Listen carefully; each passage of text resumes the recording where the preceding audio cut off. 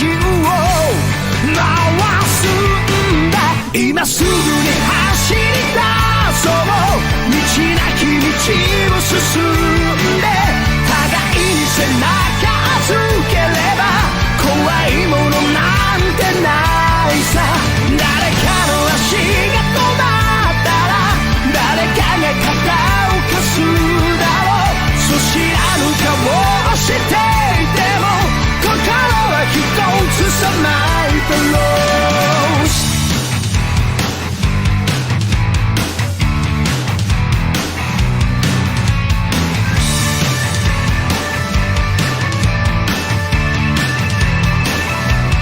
落ち込むことなんてないさ。この世じゃよくあることさ。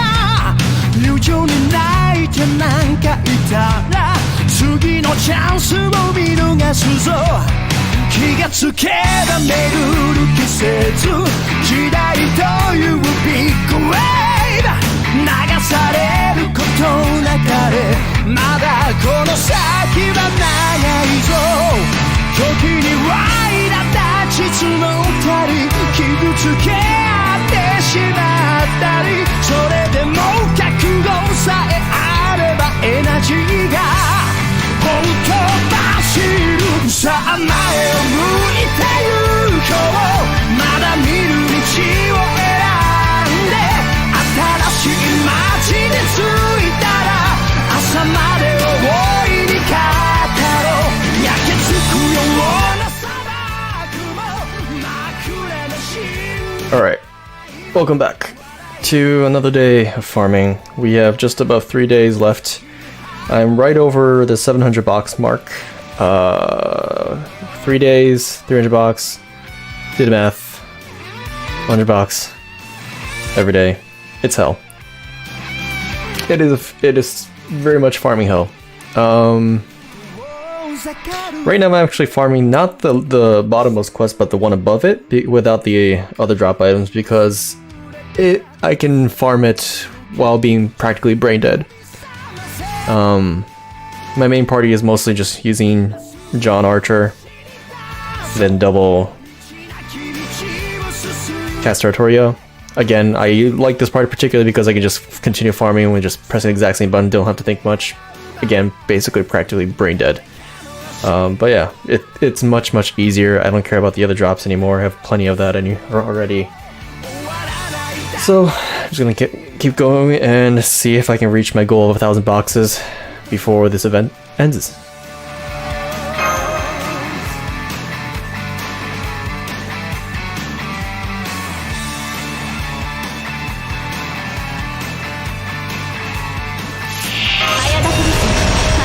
The party's pretty much simple, just use all the buffs in the first wave.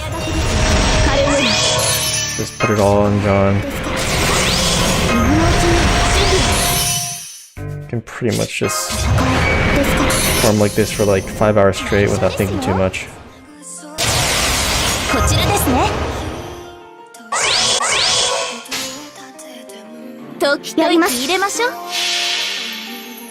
Showtime! 青い空、エメラルドの海、そしてたくさんのお友達、みんな受け取って、レオセアン・ダレグレス。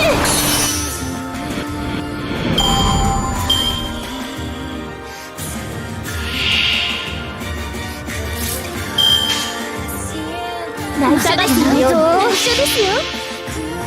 さあ、行きますよ。聖女より大いなる海の恵みをお届けです。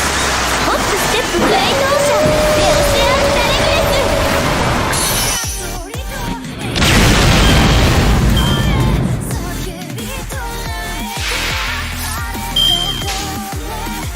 ス。行きましょう。ショータイム。青い空、エメラルドの海、そしてたくさんのお友達、みんな受け取って、レオセアン・ダレグレス。勝利勝利大勝利。これもイルカさんのおかげですね、多分。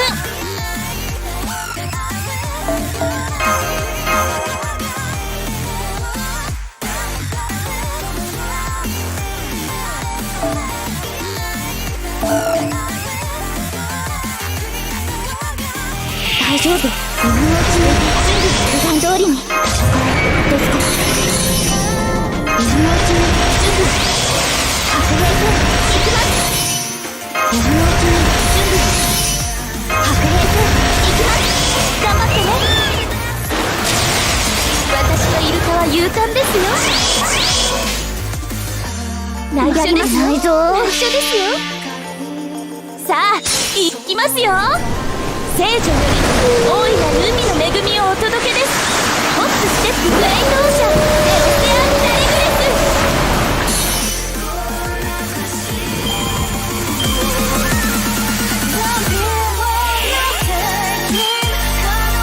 とまぶしいですよ。ショータイム。青い空。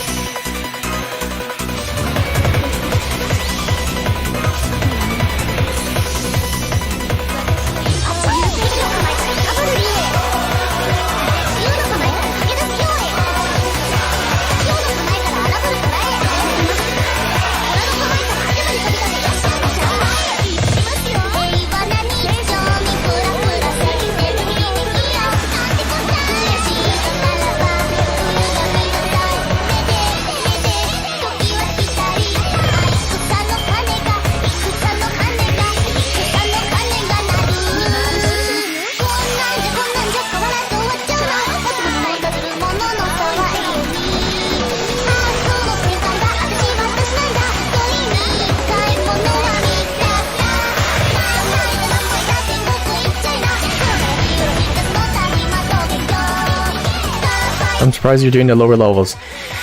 Yeah, because the lower tier quest is much easier, and I could just basically just press every single skill at the very first wave and just farm like I'm brain dead, which I am. So easier. Also because I need to drop items. I don't have too many rings, and I don't have too many of those the other thing that you can get from China. So I'm just doing it for the drops, and I'm basically just brain dead. The other higher tier one kind of requires me to think a little bit. 700 is nothing. Some people reached that last week. I'm really behind. But I think I can still make 1,000 before the event ends. Just want to make sure I reach like 750 tonight. If I can reach 750 tonight, I think I should be able to make it easily.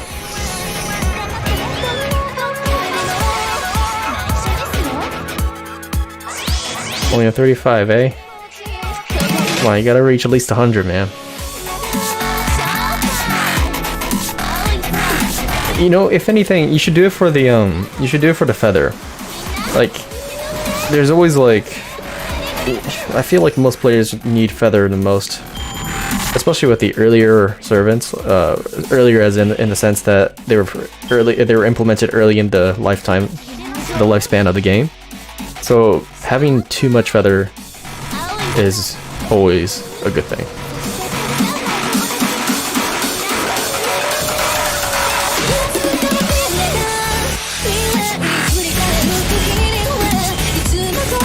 Fine, maybe not 100. Try to go for like 60 or something. You have like 3 more days. You got this. I find it actually, after a while I realized that a single quartz means so much more to me if I use it as a golden, I'm sorry, not if I use it as a rainbow apple instead of throwing it at the gacha. It's much worth my investment.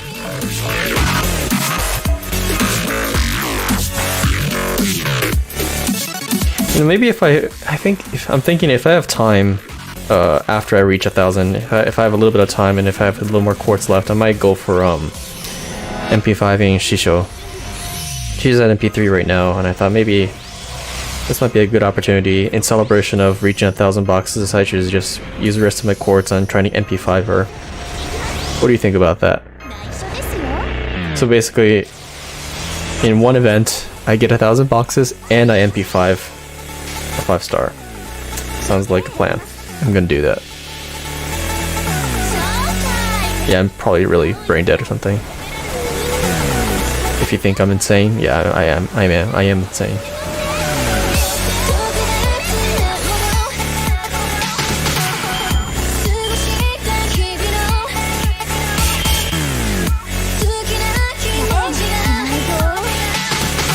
I might play some Tokusatsu themes later to keep my sanity up.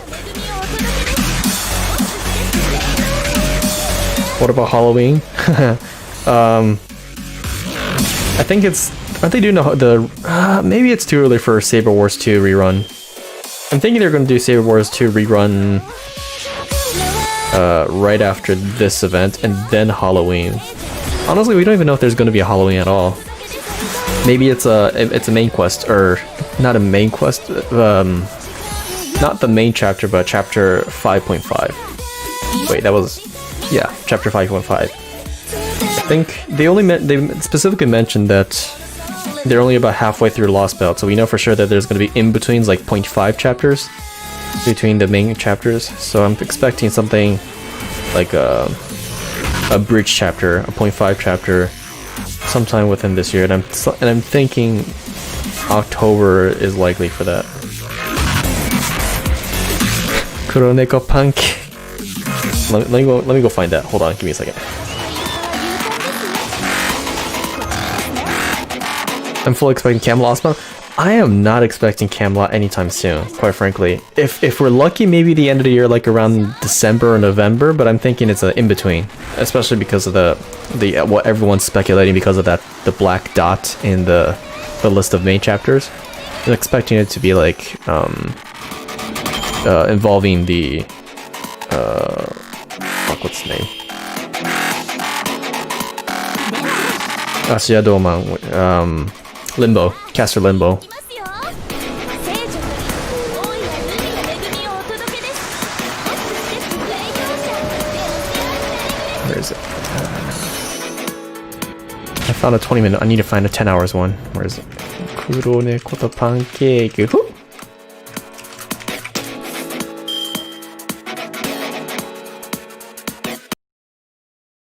黒猫とパンケーキ作る。みゃパンケーキに黒猫のせる。みゃ黒猫のパンケーキ出来上がり。黒猫パンケーキ。みゃみゃ黒猫とパンケーキ作る。みゃパンケーキに黒猫のせる。みゃ黒猫のパンケーキ出来上がり。黒猫パンケーキ。 There you go.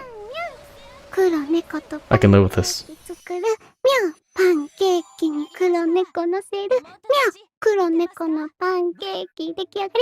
黒猫パンケーキ。みゃみゃ黒猫とパンケーキ作る。みゃパンケーキに黒猫のせる。みゃ黒猫のパンケーキ出来上がり。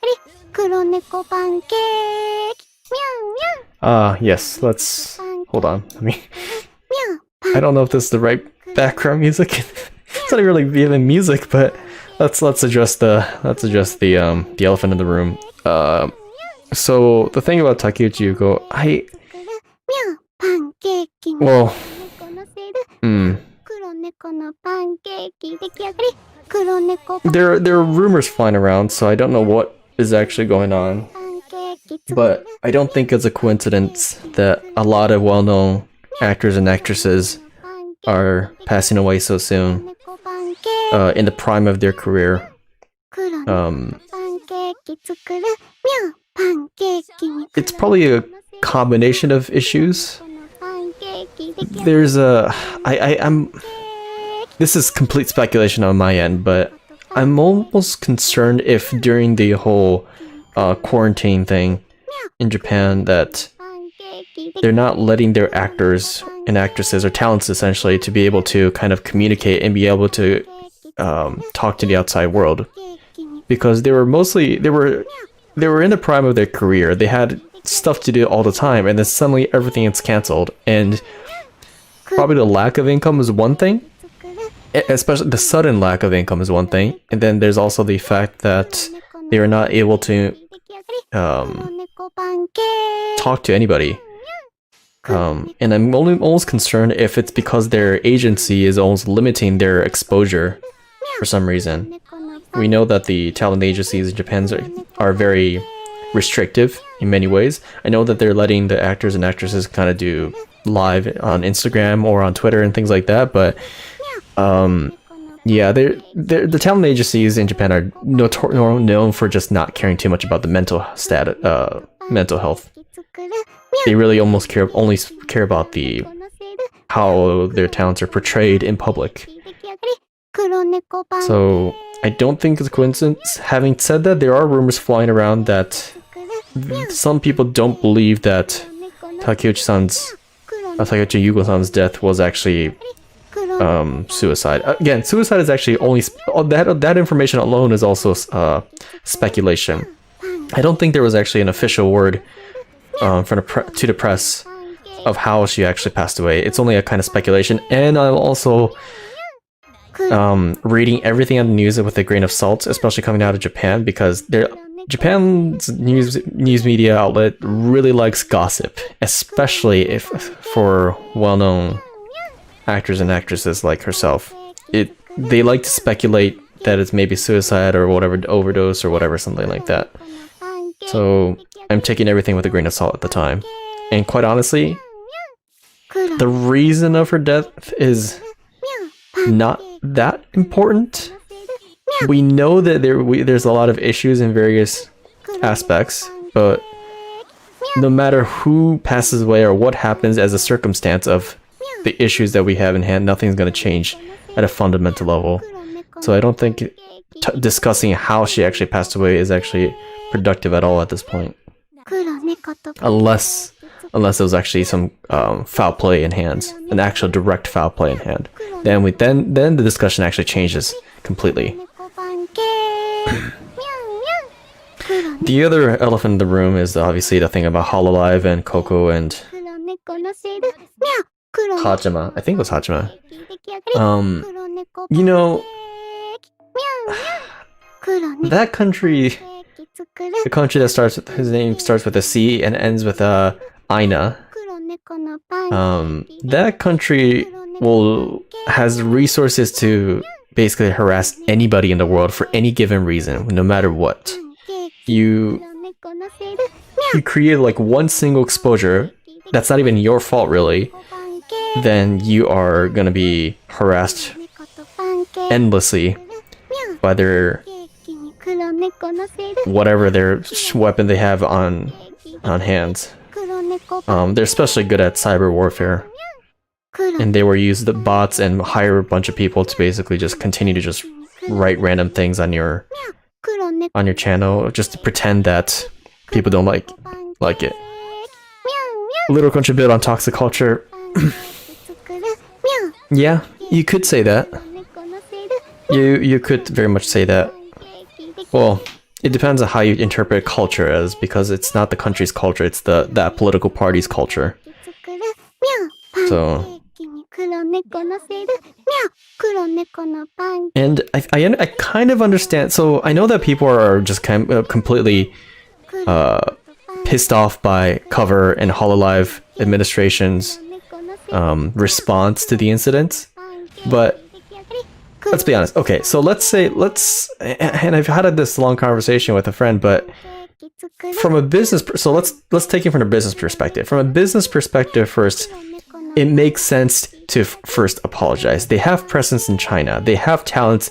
based in China. They can't just kind of say like, screw you, and say, no, we cannot. We're gonna just completely retreat out of China. That's not a smart move. 黒猫 From a business perspective, because they've already made some investment in the Chinese market and in talents there too. 黒猫のシー So ル it just doesn't make sense to immediately say, パンケーキ screw you with that entire region. It's not the most important region for.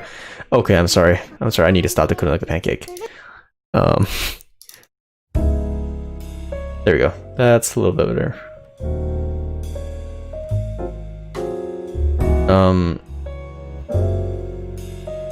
Yeah, it just doesn't make sense from a business perspective. Just completely get rid of the market immediately, despite the fact that their most important talent, Coco, had an incident revolving that. So it just doesn't make sense to immediately say like, just completely get out of that market, which a lot of people are saying they should. I understand that they should in the perspective of protecting their talents. That's the other aspect of protecting their talents.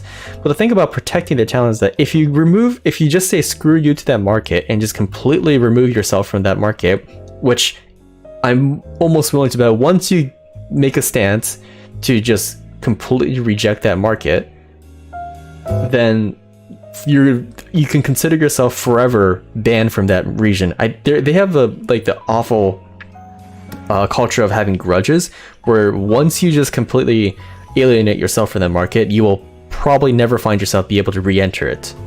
You're basically banned for life. So it doesn't make sense, again, even from the perspective of trying to protect your talent, that you should completely remove your presence in the Chinese market. And even if you try to you as a company make a position to make a stance to not be involved in the market anymore, they will still continue to attack you.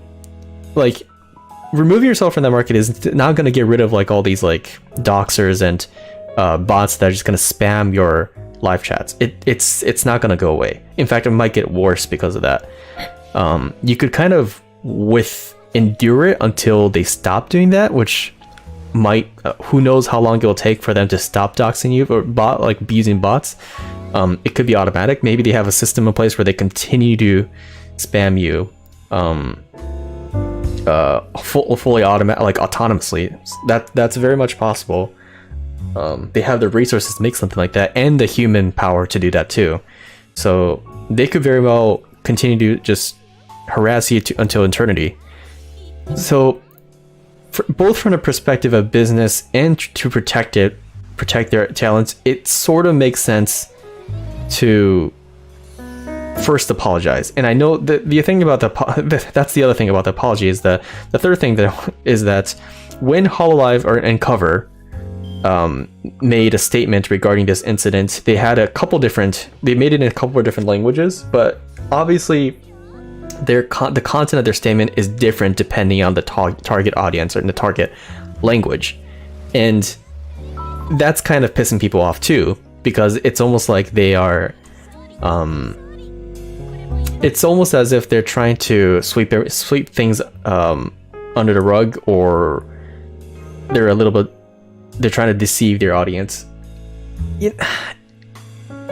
I'm gonna give them benefit of the doubt. I don't think they deliberately did that to deceive the audience, because quite honestly, the viewers are not stupid. The viewers are not stupid enough to just basically not notice that the statements are different. The content of their statements are different depending on the language. So I don't think they intentionally made the content different. I think they specifically, I think I might be using a little, I'm giving them too much credit, but I think they optimized the content to best suit their audience. Meaning, when they make a statement for the particular, for the Chinese audience, obviously they're gonna change the content and optimize their content so that it seems more apologetic, even though it's basically just like screw you to the rest of the country. That's what they want to hear, and you're writing that they wrote it in a way so that they are saying what the other side wants to hear, so that in order to protect the business and protect their talents. So again, I'm maybe giving them too much credit, but I am giving them benefit of the doubt, because it makes sense to, if you set the priority as protecting their talent and their Hololive members, it makes sense what they did. It feels correct for me, and I feel like a majority of the viewers are just kind of overreacting to this entire incident. Sometimes you have to say things that you don't want to say, even though it's not what you believe in. But that's unfortunately what you have to do in order to protect yourself from that toxic country, or that toxic political party in that country. So when I go on Subreddit, it's complicated, without a doubt. But I think what Cover did is not perfect, but it makes sense logically, and I'm hoping that the audience tries their best to understand that, to not look at just look at things at the surface level. You have to think about everything in the bigger picture, and especially because the logic and reasoning is not going to work against that party, against that political party, because they will overreact with anything, everything. So using sense and reasoning just does not make sense. And especially consider that Cover and Hololive, they have no leverage against them. They are basically they're at their mercy of being able to have any exposure and any presence in that market. So they have no leverage over them. That's what the country is responsible for. It's supposed to be a country to country discussion, not like a VTuber agency versus an entire toxic political party. It's not their job, and honestly, it seems like a very, very conservative and incorrect step. But in my opinion, and considering that political party will not tolerate anything, and they will not change their stance just because you make a logical move, they're not going to stop. So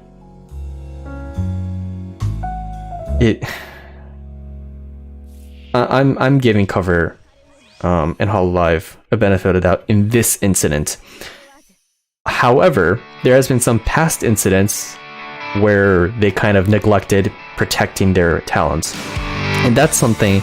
Their track record is not very good about their whole protecting their talents thing, which is why a lot of people think that they're probably, oh my god, my audio.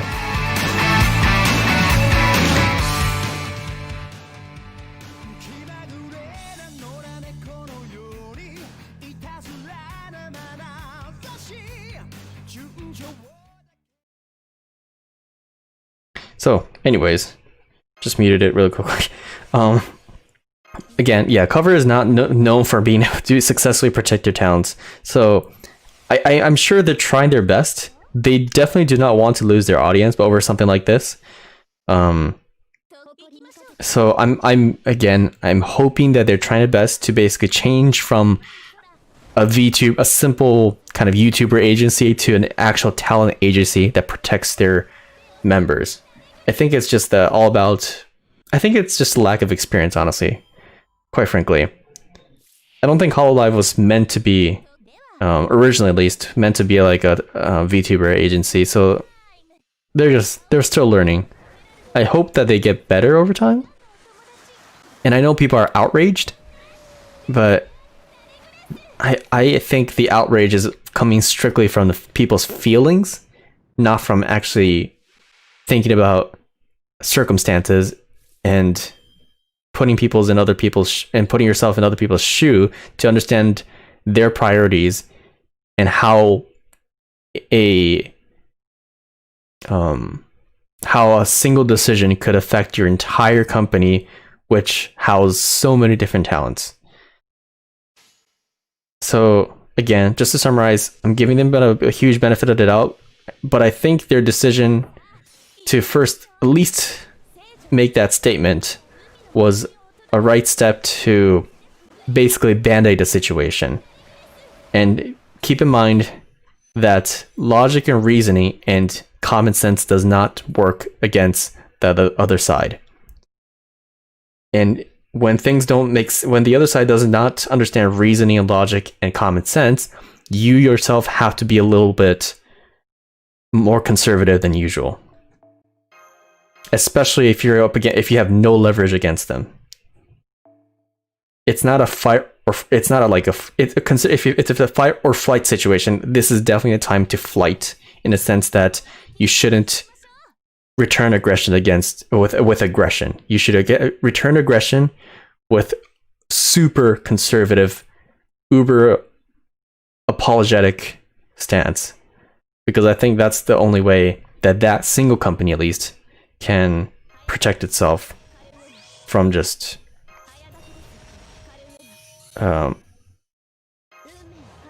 political tampering.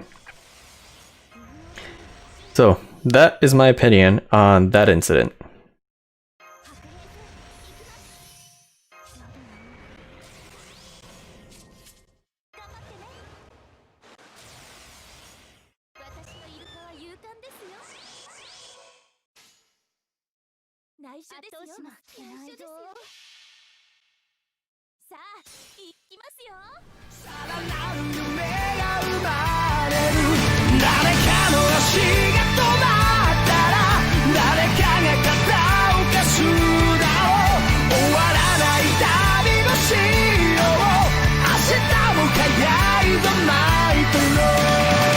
Hello.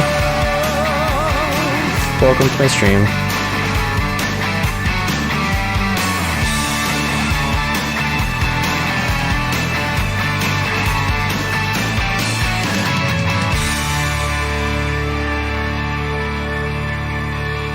I was farming, or just kind of continue to grind. I hope you understand a little bit of English, but I was talking about the Hololive incident while grinding FGO.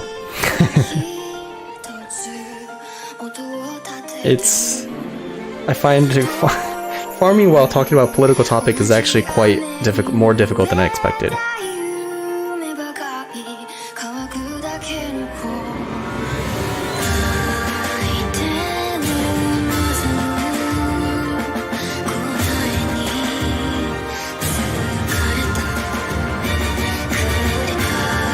Oh, and Tim, I had ducking on earlier. Okay, I turned ducking on, audio ducking on again. So let's see if that helps with my audio.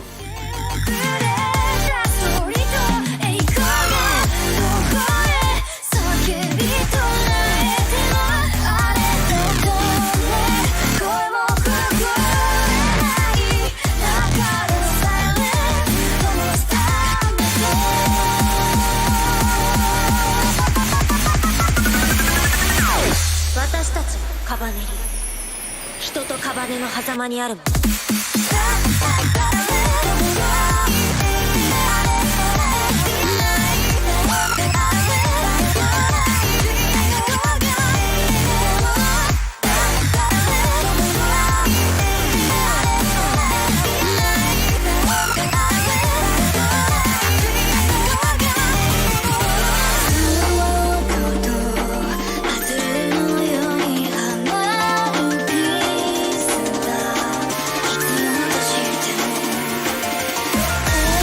The whole life thing seems to have a very, very complicated background. I don't know the details though.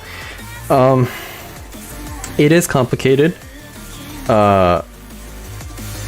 If there's one thing that's important about this whole incident is that the talents, specifically Koko and Hachima, was it Hach?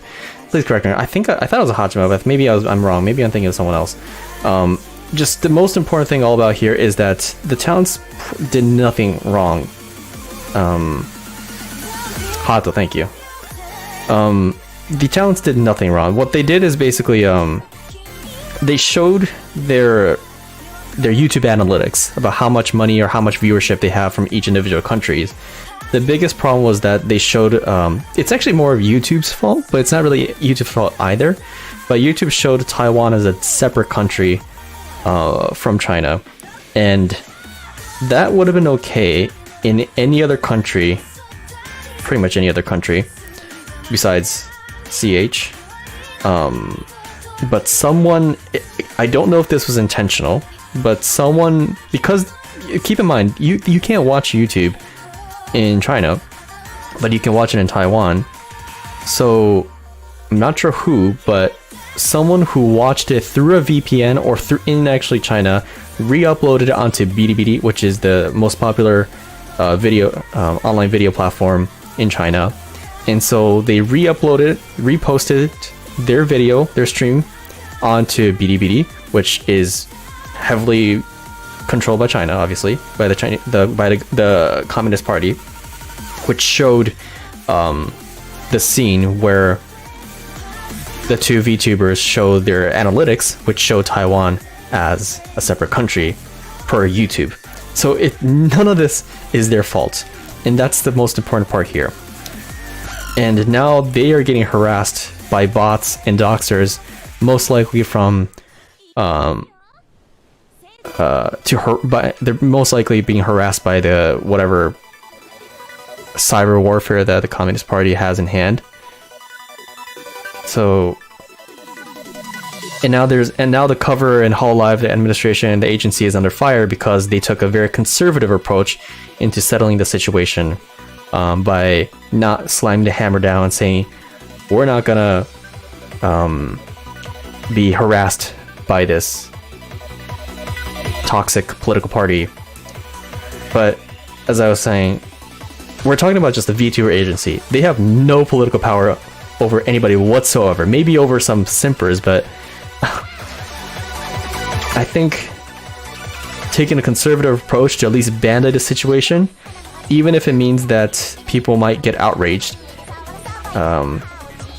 was the correct move for the time being. Maybe not for the long term, but at least for the situation in hand, it makes sense to at least kind of make the situation less serious for now.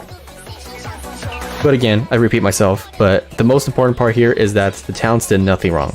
They were doing what they can. They did nothing wrong. It's just sometimes you get into awful situations that you have no control over.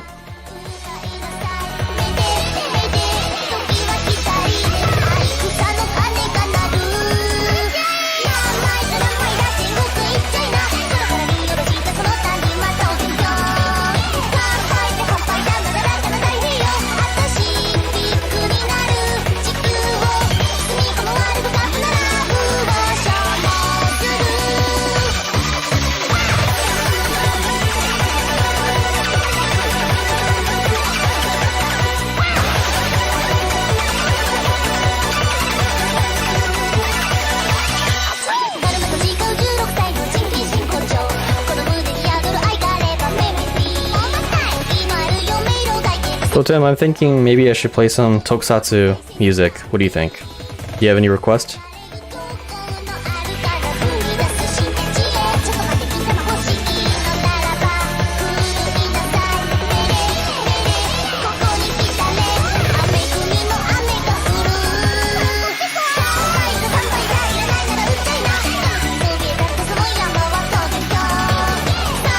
Cray cray?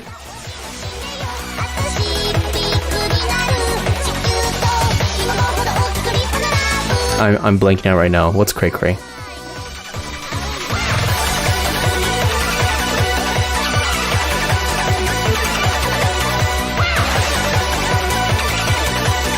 Oh, I thought it was actually a song. Okay.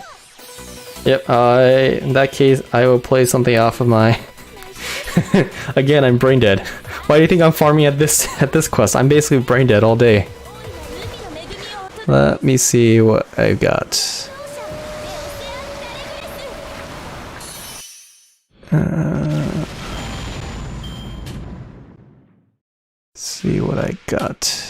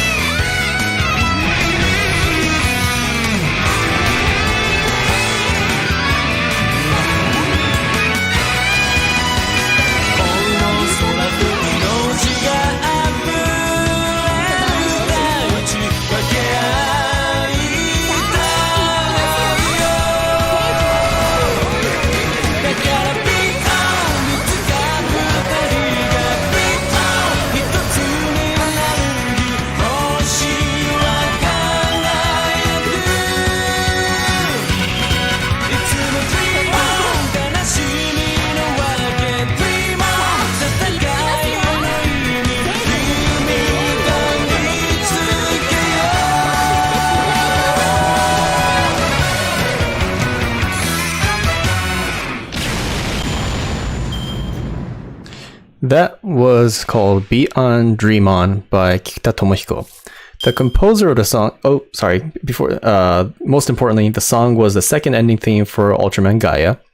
The composer of the song, his name was Inoue Daisuke, who his other composer name was actually something else Daisuke. It was what was it called? What was his name? His other composer name was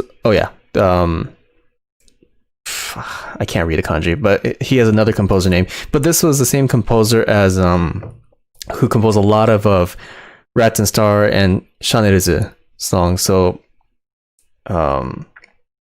there's a pretty well-known song in Japan called Megumi no Hito, Run Away Tonight. Run Away song goes like Run Away, and Megumi no Hito goes something like 今すべてダダダダダダダダダダダダダダダダダ.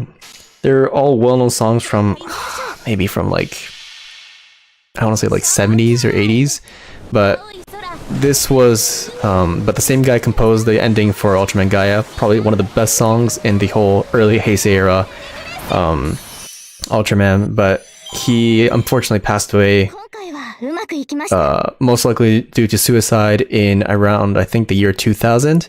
So that song was one of his last works that he composed before he passed away.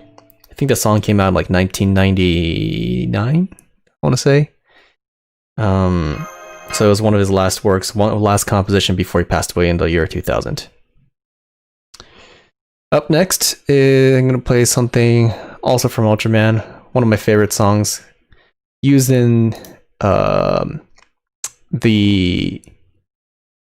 movie with Dinah and Tiga, and with a collaboration between Maeda Tatsuya and Kageyama Hironobu-san.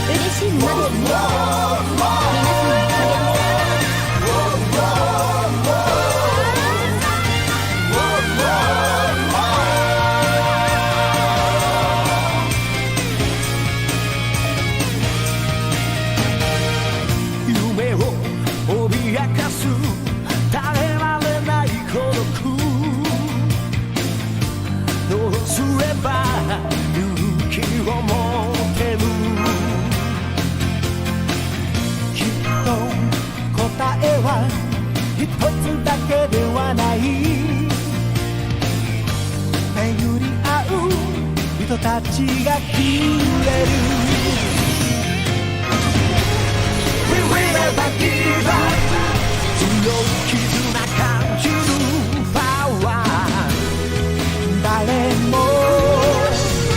一人じゃない一人なんかじゃないもうシャインオラブ君は今輝く心の光で本当のヒーローになれもうシャインオラブ決して終わりはない遠く続く未来僕らが照らす光で作り出そう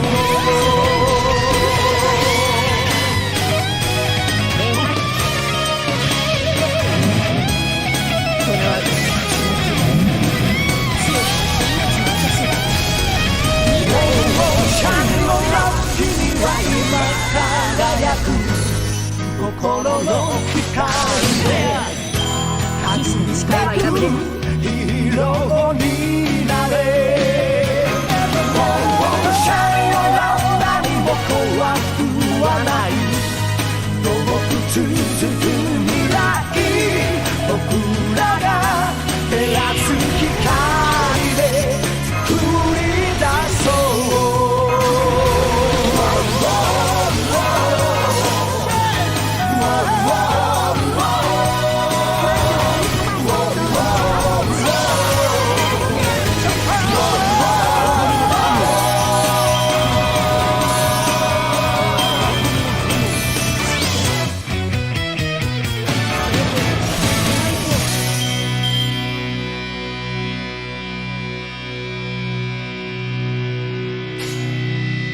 箸は乗らないのですが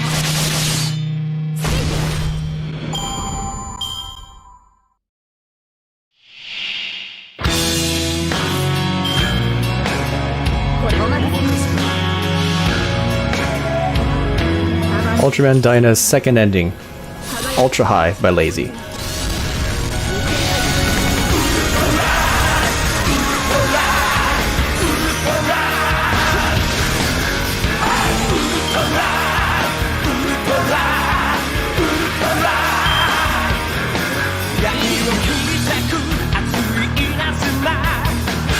And I messed up. Crap.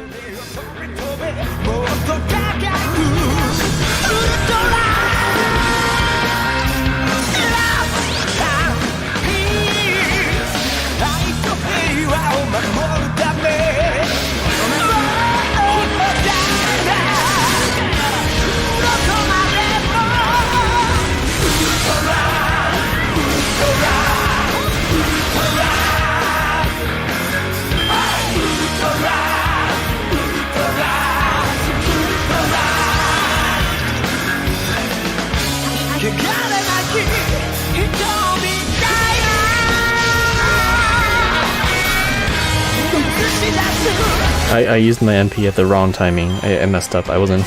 I'm brain dead, basically. I messed up. I wasn't thinking.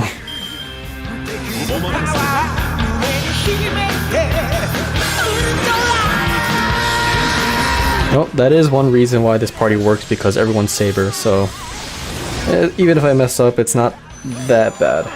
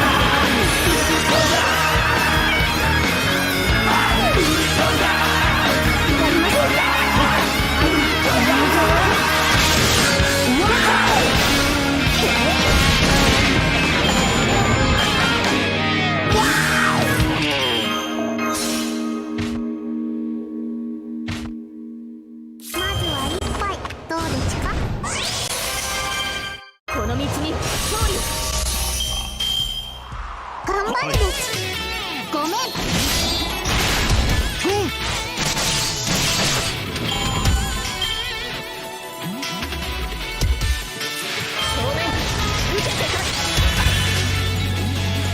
これは乗らないの。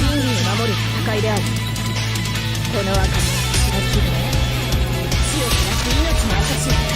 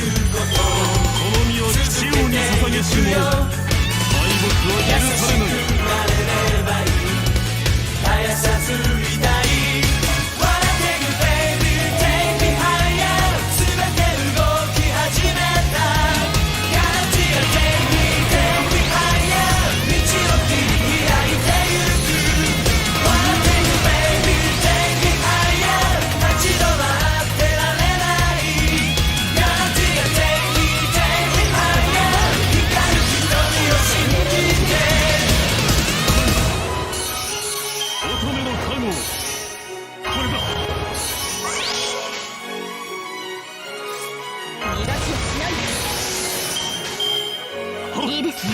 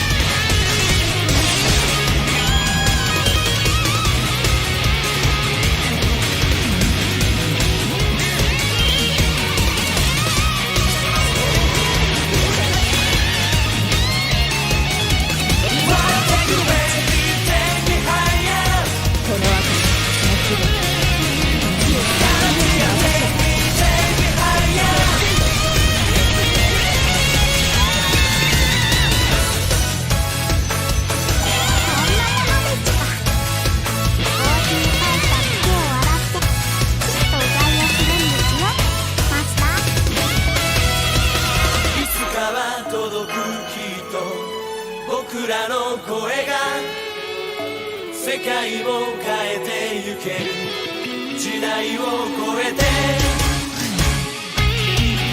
まだまだ未熟者ですが頑張ります。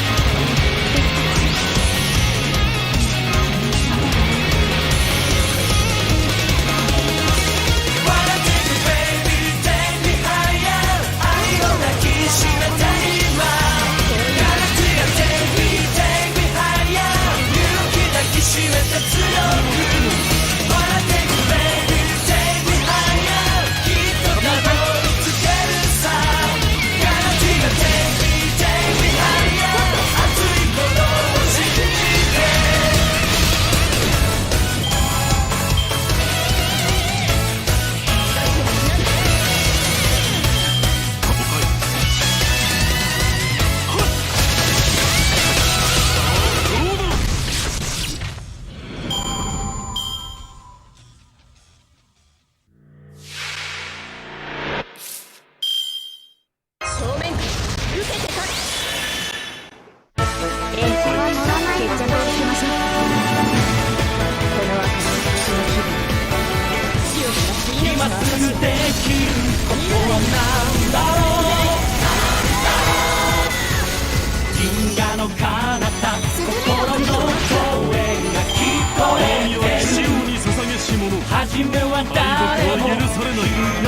じゃない違う形のただちっぽけな星なんだぶつかり合い励まし合い立ちはだかる闇を越えよう悲しみなんかない世界愛を諦めたくないどんな涙も必ず乾く僕らが変えてく未来絆は取り入れやしない無限に続く光の中へウルトラマンメリューウルトラマンメリュー決着をつけましょう。アバンドの星の意味を輝きる命の本能本当に大事なものは何だろう金色の目が時の流れを見つめてるファイトの意味は憎しみじゃない守りたいのはみんなで描く夢なんだ傷ついても倒れても助け合える道を探そう微笑みをつなぐ世界夢を諦めたくないどんな希望も積み上げながら僕らが叶える未来仲間を信じていたい無限に続く光の国へウルトラマンメリューウルトラマンメリュー決着をつけましょう。この後の気分死を知らせし平凡は保っていますか？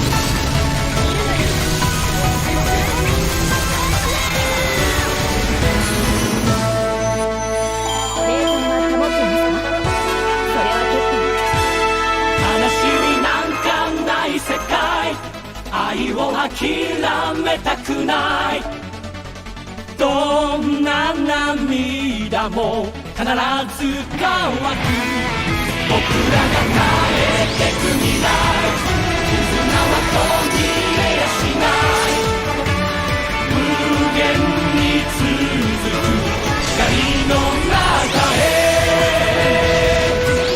ウルトラマンメリュー微笑みをつなぐ世界夢を諦めたくないどんな希望も積み上げながら僕らが叶える未来仲間を信じていたい無限に続く光の国へチームを守る戦いはウルトラマンメリューウルトラマンメリュー続いてはあなたに勝ちだね。これが最速最長。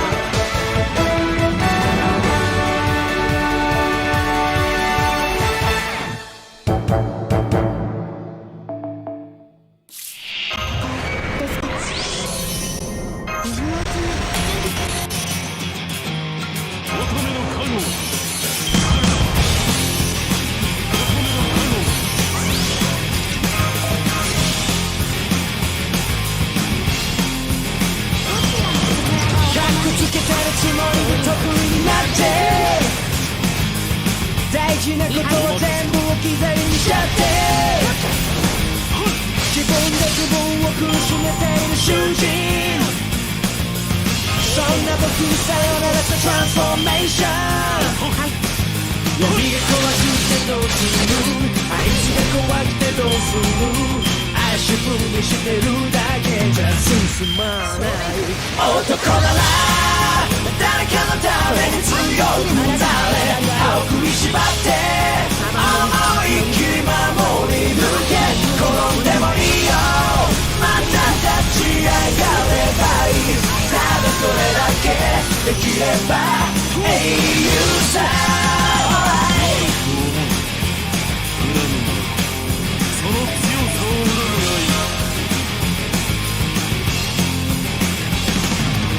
今日もなんだかやる気が起きないなんて甘え尽くしまだまだ未熟者ですが頑張ります Okay, since I'm playing Ultraman music in the background, I just wanna rant a little bit about the current status and condition of Ultraman series as a whole. Quite frankly, in my opinion, the good old school what made Ultraman culture kind of died away after Mebius. Tim, I think you're the only one that can probably keep up with this conversation, but I think whatever they're doing with the Ultraman series is just straight up trying to just make cash. Nothing more than that. It's basically, especially given the fact that they're just basically throwing every old school Ultraman out there. They're just basically trying to cash in on the popularity from the old series. Oh shoot, missed it. And they're just trying to sell goods and products and see if that's gonna keep the franchise thriving. But it's going nowhere, I think. Zero and yeah, the whole thing about Ultraman Zero was actually kind of okay. Actually, kind of like that a lot. But what they're doing with the orb and I mean, granted, I haven't actually watched it myself, but I don't think each series has begun just to reskin with a few tweaks. That yeah, exactly. There's nothing. They're not doing anything new anymore. And I still appreciate it when they were doing Ultraman Zero, because they were still kind of expanding on that universe of M78.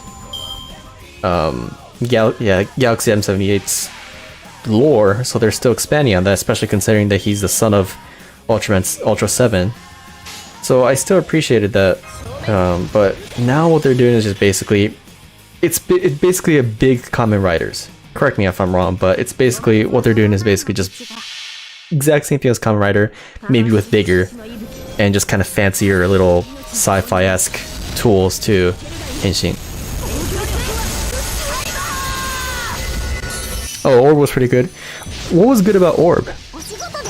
Was it the story, or was it like just kind of how they brought back all the old school Ultraman? What was great about that?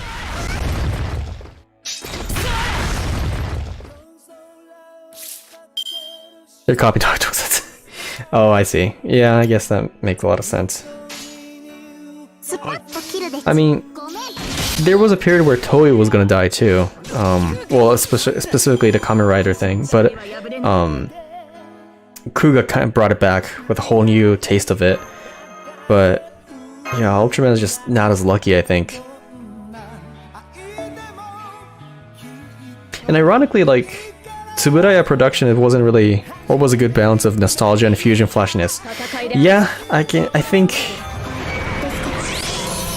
nostalgia really kicked it off.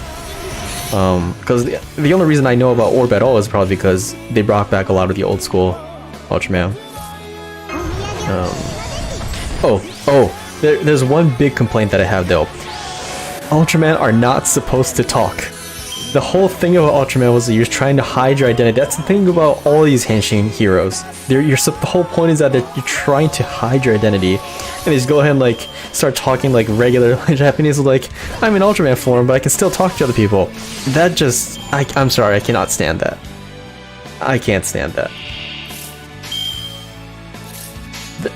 To some extent, Ultramans are supposed to be kind of mystical. Well, they started that since X, or I don't know if it's X. Do you pronounce that as X, or do you pronounce that as something else?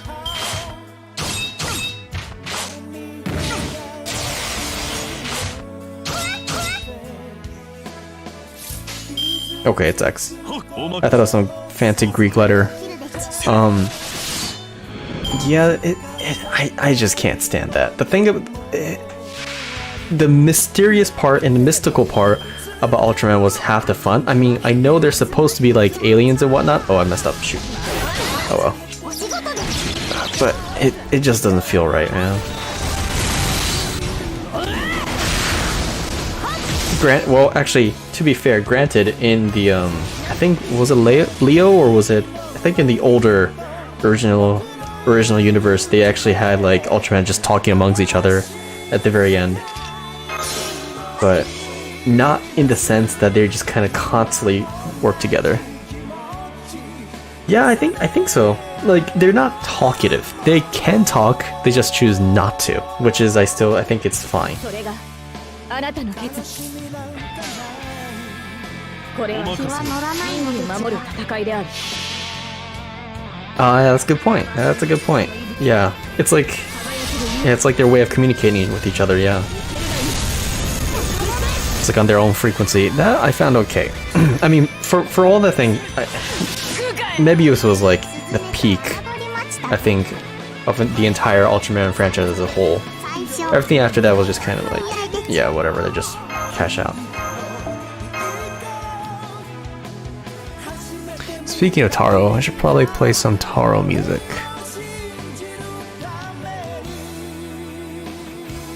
Easy. Hey, cheesy acting is part of the fun, you know. Let's be honest here. The budget goes not into the actual cast. The budget goes into the kaiju that they design. Keep in mind, Tsuburaya Production was known specifically for their kaiju design. That's what they're known for. That's their special effects. That's the thing. So the acting and things like that, that's just, it's alright. You should watch Taiga. Is it worse on Taiga?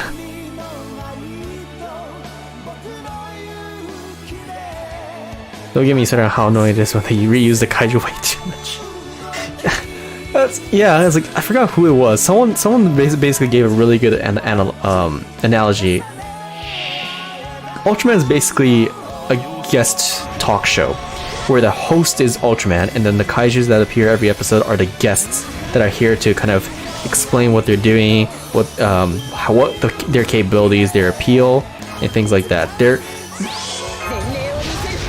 Ultraman does his best to put himself into some struggling position to fully portray and allow the kaiju, the guests, to really demonstrate their abilities. That was, I forgot who said the analogy, but it makes sense. You're trying to provide. Yeah. So you're trying to provide as much opportunity for the guests, the kaiju, to really be able to show off their abilities and skills. And when you reuse them, they're not guests anymore. They're just sub regulars, and it just does not make sense anymore. I cannot talk while I'm farming. I am messing up a lot. Anyways, here's Taro.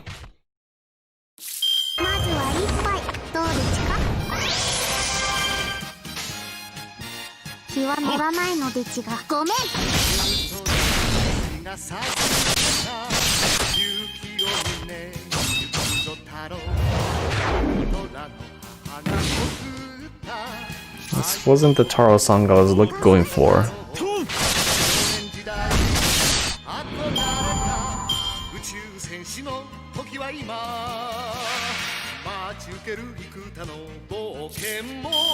Oh, here it is. This is what I was going for.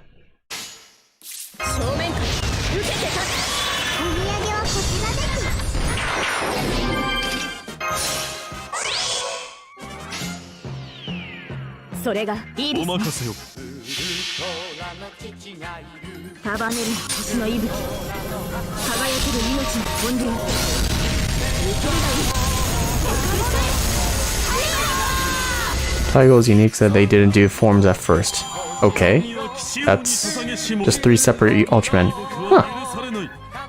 That's interesting.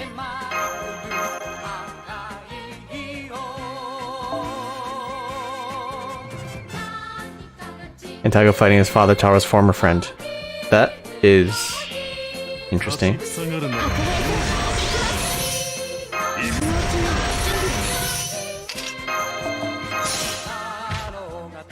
I think my talk about tokusatsu just kind of kept my viewers away.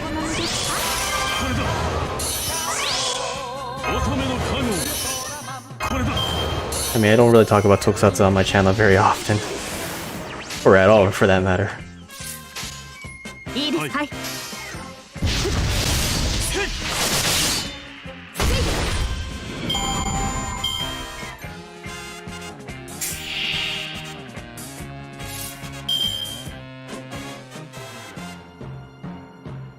To be fair, it's 9:50 AM in Japan.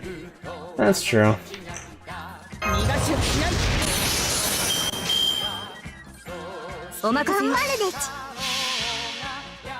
I keep forgetting that it is 9:50 there. Oh yeah, I need to. I'm gonna talk to people in Japan later today.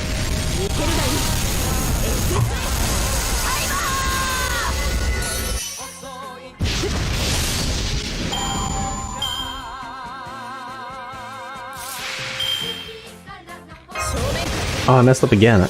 I keep using her MP before I need to.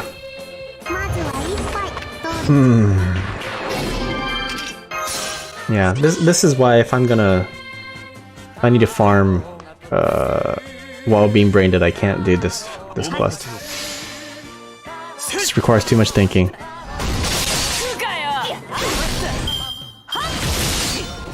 Please attack Lancelot, please attack Lancelot, please attack Lancelot. Thank you! Oh no, not enough! Okay. Yes! Wait, why did I... Did that? Okay. You know what? I'm not complaining. That works.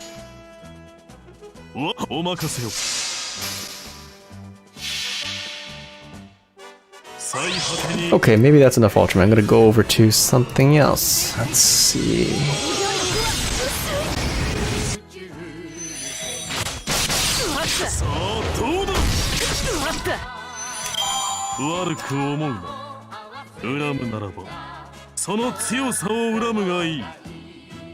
I might get flagged. Yeah, I'm probably gonna flag if I play any of these music.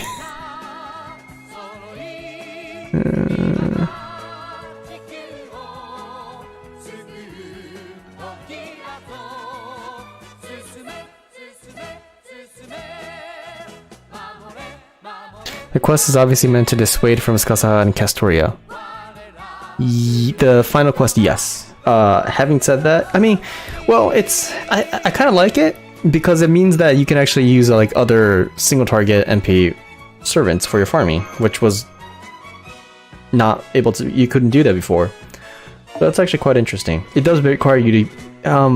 Here's the thing: anything that requires you to prepare many different types of servants is a big plus as a game as a whole. So the whole new workaround of having just kind of weird composition quests like 313 or 213, 113, something like that, that's completely okay in the whole big picture. I mean, it's still doable. It's not like insanely difficult to kind of continuously farm this quest.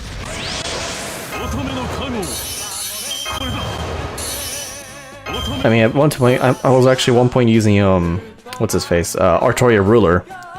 Using her ability to kind of lock, or reshuffle the command cards. That was actually quite useful. So I'm totally okay with what they're doing with the new way of dissuading Scathach and Castoria.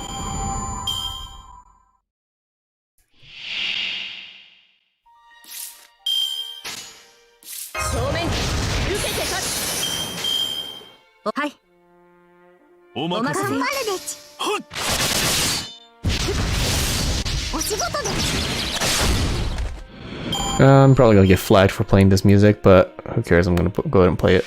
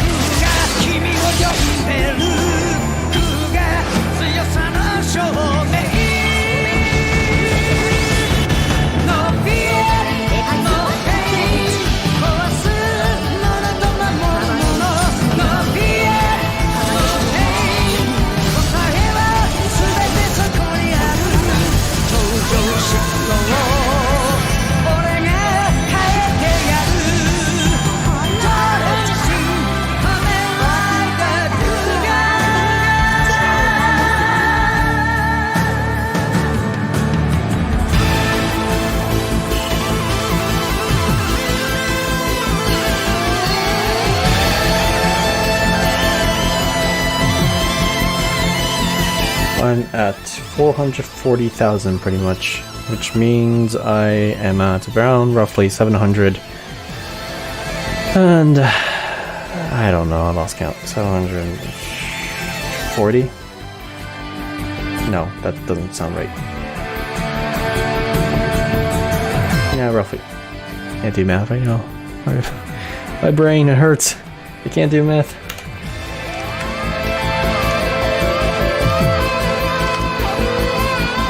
So yeah, roughly 733 boxes. So yeah, and I already opened 15 boxes, so yeah, that puts me at 740 right now. Yeah, my goal tonight is at least to get 750, so at least 10 more tonight. At least. Probably gonna keep going though.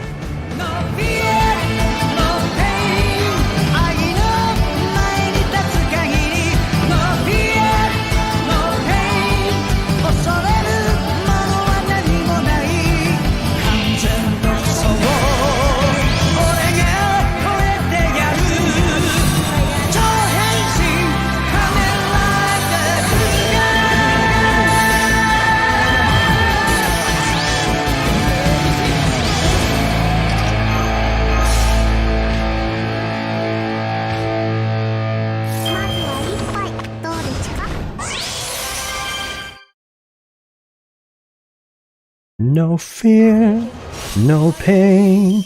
恐れるものは何もない。No fear, no pain. No pain, no gain.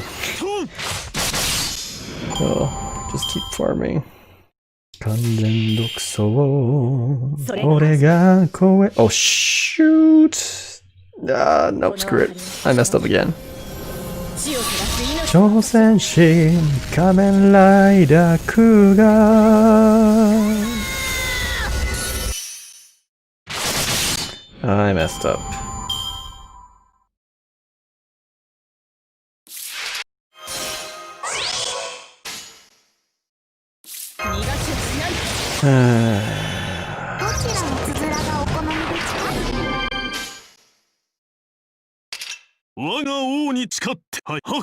See if you can one-shot this. Should be able to.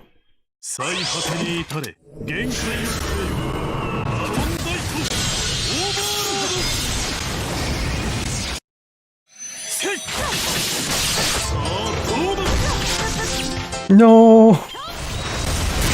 No!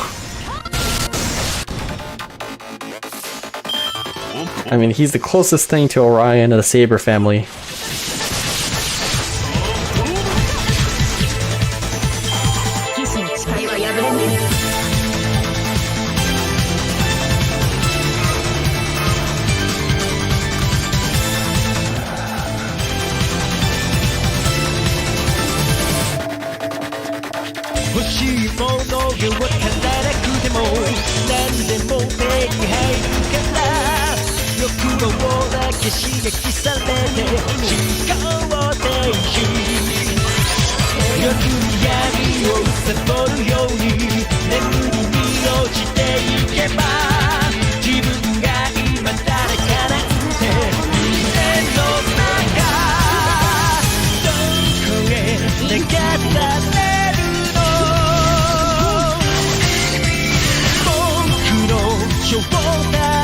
Yes, you're right, Yuki.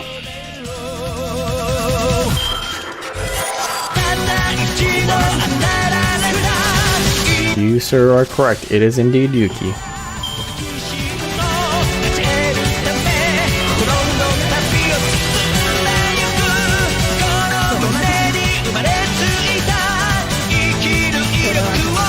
Such a good insert song. I forgot where it was used for, which scene it was used for.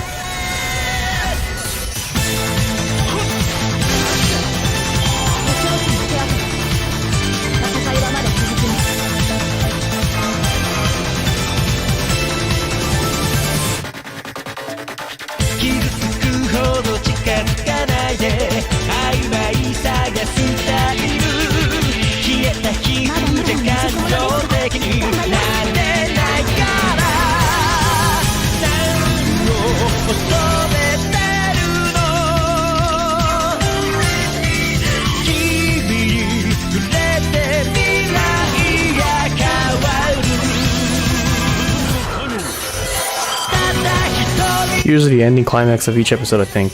I think so. I'm pretty sure it was used in one of the fatal battles in Yuki.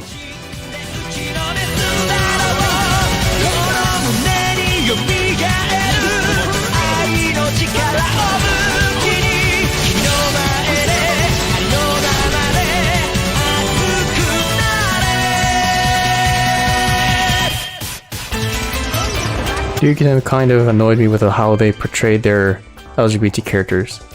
Wait. Yuki time? Oh, right, that, wait, they had a LGBT character?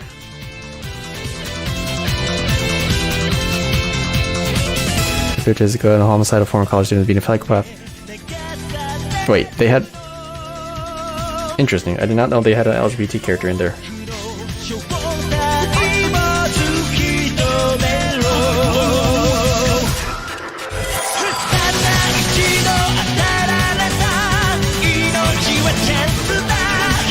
Even a Betsy. Whoa! Whoa, the target audience is definitely not for children then.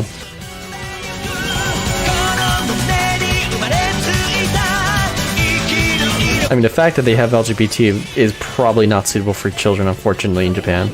There's something about LGBT in general, the whole topic, that they consider as not suitable for children in Japan.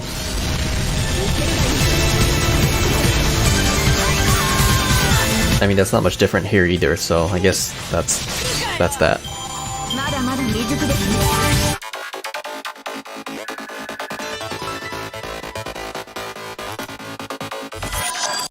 I'm gonna switch gear. Let's see. Switch gear to something different.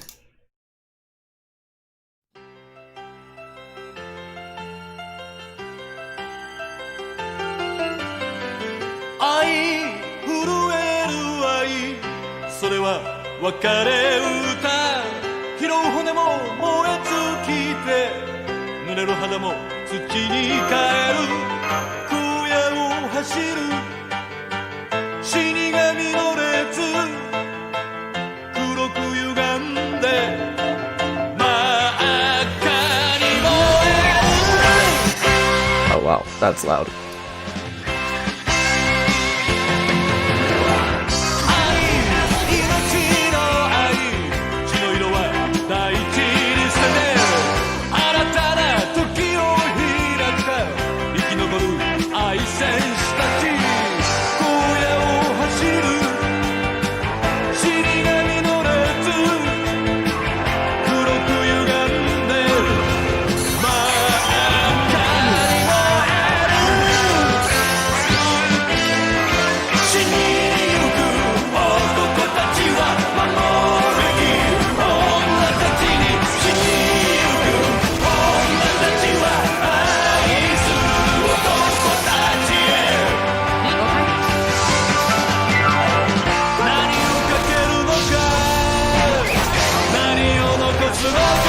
Indeed, it is Gundam. In fact, this is actually it's composed and sang by the Inoue Daisuke that I was explaining earlier, the same guy who did the Beat on Dream On song and the other bunch of Rats and Star songs. He was a very well-known composer during his time in the 80s and 90s.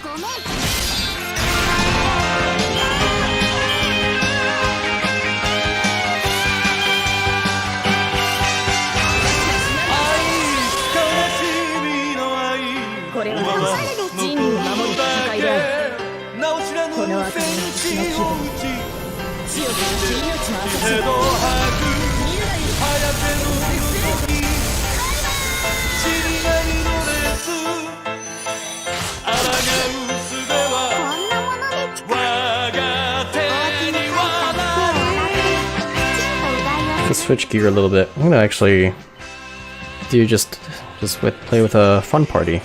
I'm gonna use my, let's see, full Artoria party wherever she is. There. Okay, I'll replace that with, there you go. Okay, maybe not you.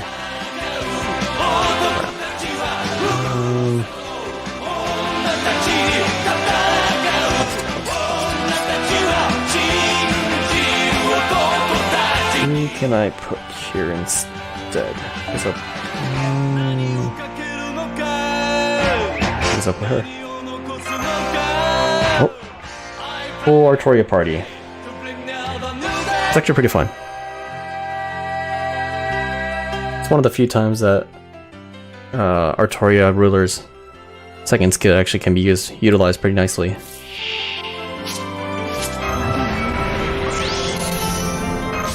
So obviously, first turn, just use basically Artoria Caster's buffs. Use that to switch it out. Use the other buff. If you have her MP5, no, I think so Artoria Ruler's damage output is pretty high. Mostly because she has a bunch of just general buffs.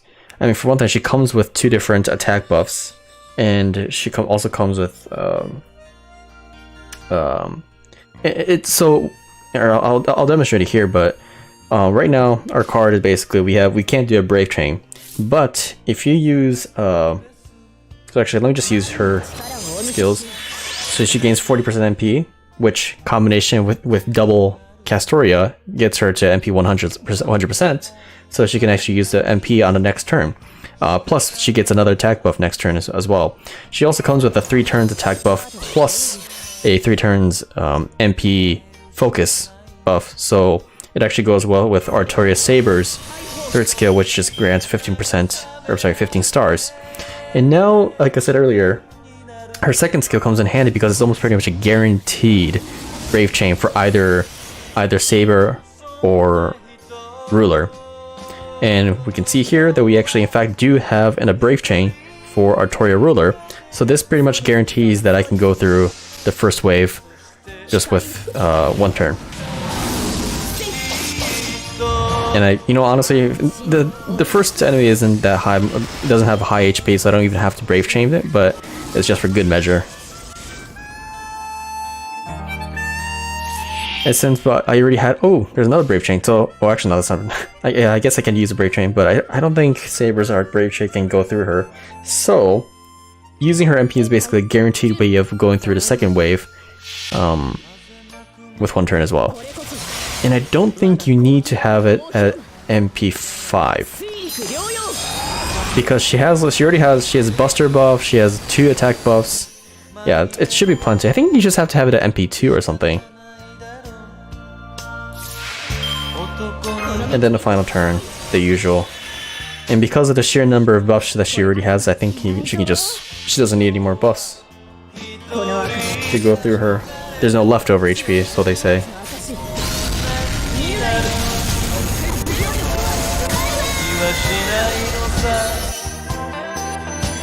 Just like that. Easy. Pretty fun. I mean, when else do you get to use Artoria Ruler? There isn't many opportunities where she comes in handy, so I just thought it's fun to use her. I mean, it does take longer. The cycle takes a lot. The duration of each cycle does take a little bit longer than the other party that I was using, but I don't have to think as hard this party, which in some situations are more useful than being efficient and fast. Just not having to think at all is quite valuable.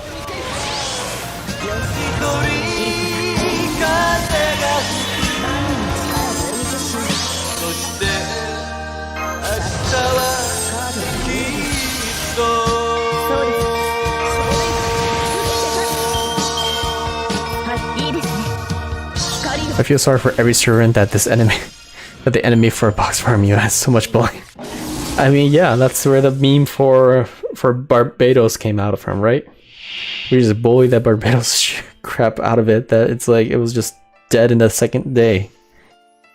I guess I can Brave Chain. I think Brave Chain should get rid of this demon in 1 shot. Yep, it definitely can. And that's with no crit as well. Pretty useful.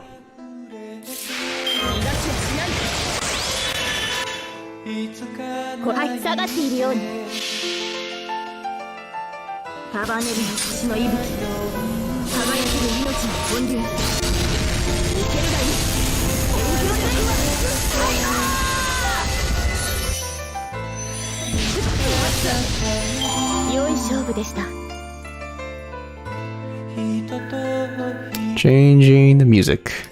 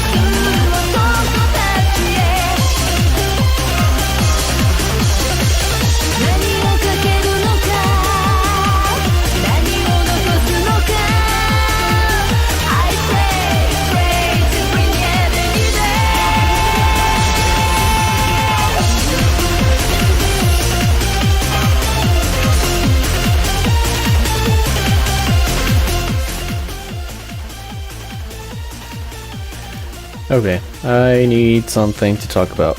What's something good to talk about? We covered Ultraman, we covered a little bit of... I guess we didn't talk about Kamen Rider as much. I mean, there's not really much to talk about. It's doing well, all things considered. A little bit concerned about this cycle, I guess, if you want to call it, with Saber. I have high hopes for it, like I always do, but so it's a slow start right now, definitely. The villains, the allies don't seem that interesting. I messed up. I mean, I hope it ends up being good, but so far it doesn't seem very interesting. Thoughts?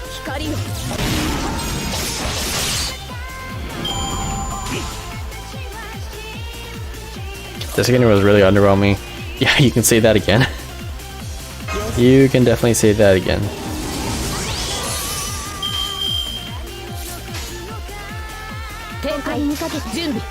Granted, Fua is a hard follow. True. Yeah, that's true. Fua was good. Fua was a good second rider. It was actually it played out well against Aruto. That was a good contrast.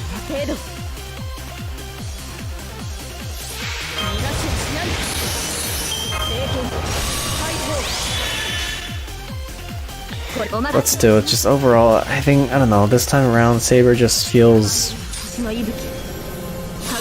slow, man. It feels like there's very little stake. I mean, I know there's like, oh, the world's gonna be rewritten or something, but overall, it just feels like everything feels low stake, and it's like, oh, it's gonna end up being okay, kind of thing. Where did I mess up? Definitely messed up somewhere. Crap. It doesn't feel cohesive.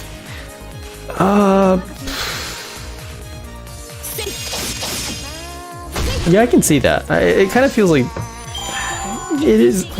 it feels like they're one place doing one thing and then the other they're doing another. It's like everything feels out of place. It just feels weird. Is the best way I can describe it.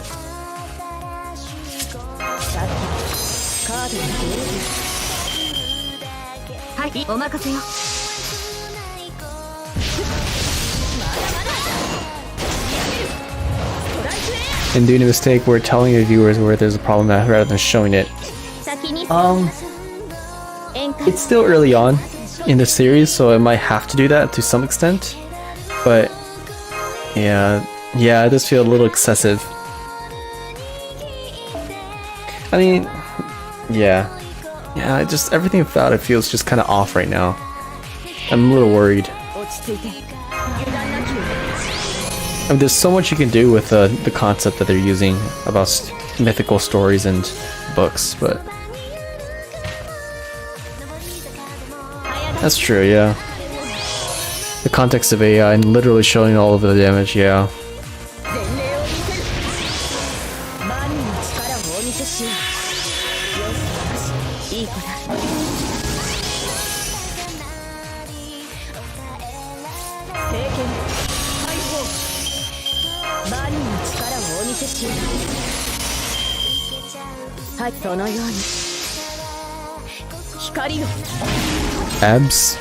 Abs Taro really killed his first appearance? What's Abs Taro?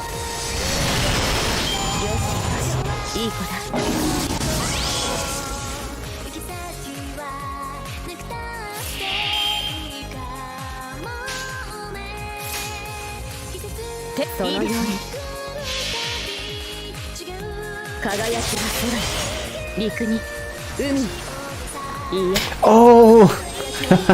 Kinnikuun, yeah. He's an actual comedian, yeah, that's right. He was a guest appeared.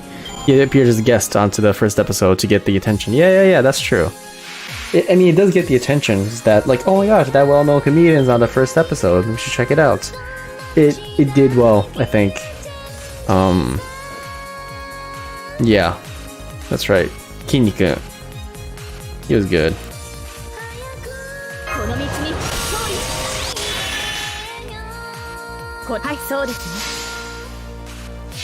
I think it's also interesting. His acting of basically transitioning from going from a normal Humagear to evil Humagear was pretty. It had a lasting impression too. Like you can tell that it was like a. I mean, they didn't do that much later on, but like in first time they showed how like the struggle it is of how Humagear first tries to reject the Metsubo Jindai, but the first appearance definitely showed the struggle and the pain, and it was good. It was a good first render of it. Metsubo Jindai ni setsuzoku shimasu. No, actually, sorry. Metsubo Jindai netto ni setsuzoku shimasu. It was very Spider-Man-esque. Spider-Man? Spider-Man. Why Spider-Man? Because it requires great responsibility?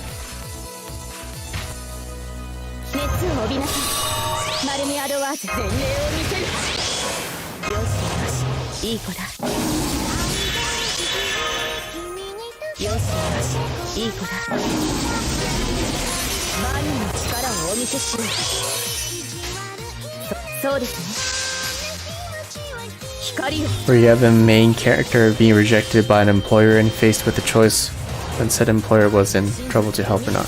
What? Where you have the main character being rejected by an employer. Right, okay, because right, he was a failed comedian and faced with a choice when said employer was in trouble or help it. Ah, right. Spidey chose wrong and lost his uncle. That's right. Yeah. Now that you mention that, shoot, I forgot about that whole part. Yeah.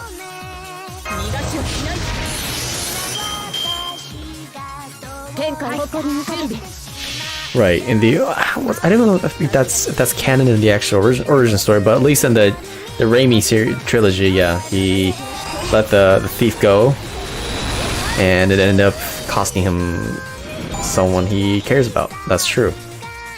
That is true.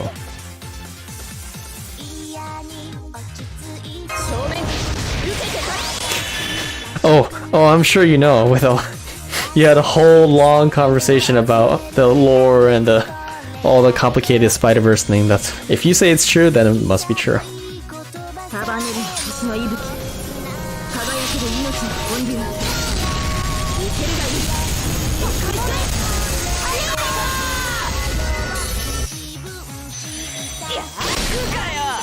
先に進みましょう。宴会は大勝利の後に取っておきます。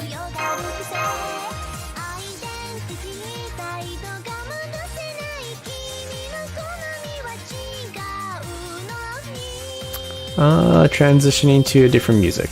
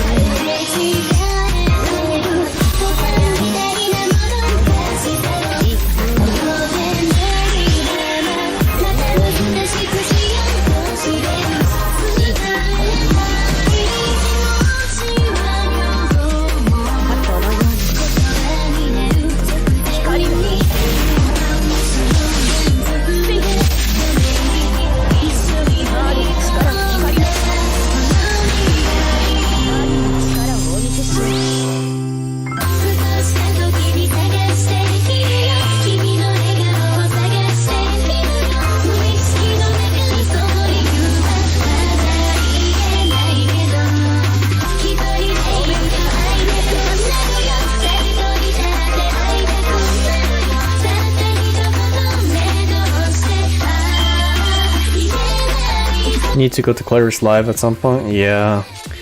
I wish I got to see them before they changed their member. Got the OG member, but unfortunately it's not possible anymore.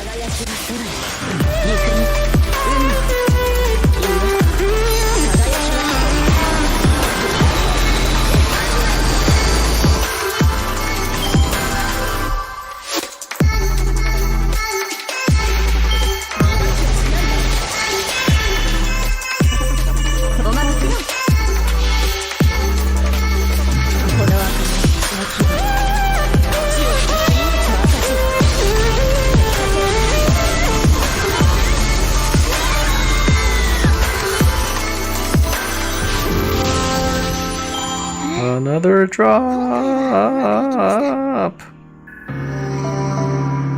Okay, let's see. Does that make it 63? Quick peek.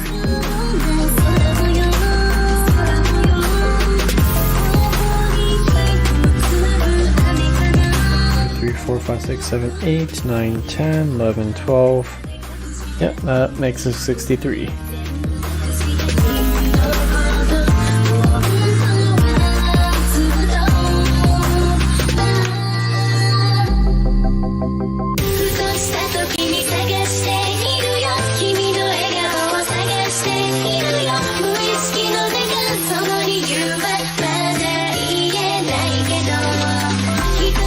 Need more drops?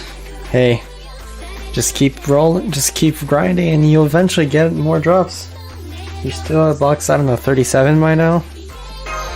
Just keep going. Eventually you'll have too many, but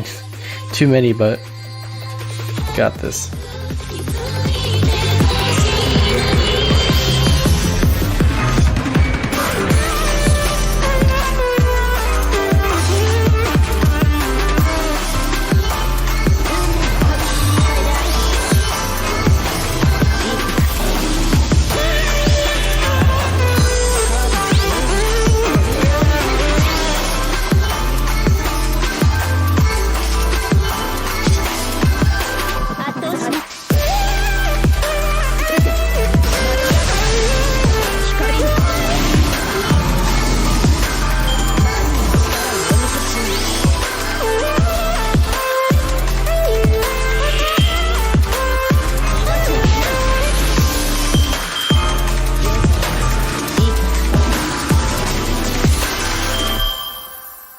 はい、お任せよ。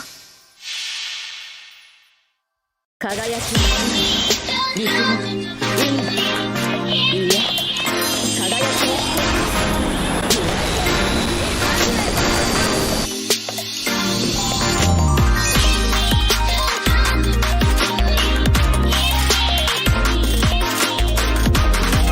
I wish they did stories of Saber meeting her Lancer and Ruler versions.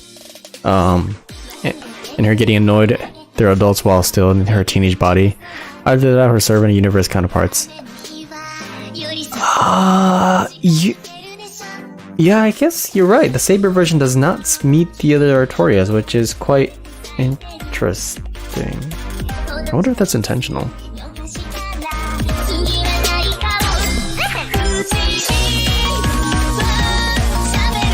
I mean, what's she gonna do? Basically, like, hey, you're me, but sexier. And it's because I didn't pick up the sword, I picked up the spear. Yeah. And if I let go of the sword, it means I can turn as sexy as you. Yeah. And you, mysterious whatever, X or thingamajig. You're me, but in a completely different universe, but in the same world, because that makes a lot of sense. And plus, you also grow older if you let go of your sword too. Basically, the sword is cursed. Oh, and also you're me, but just alternative. You're just like the other side of the same coin, just darker, more menacing.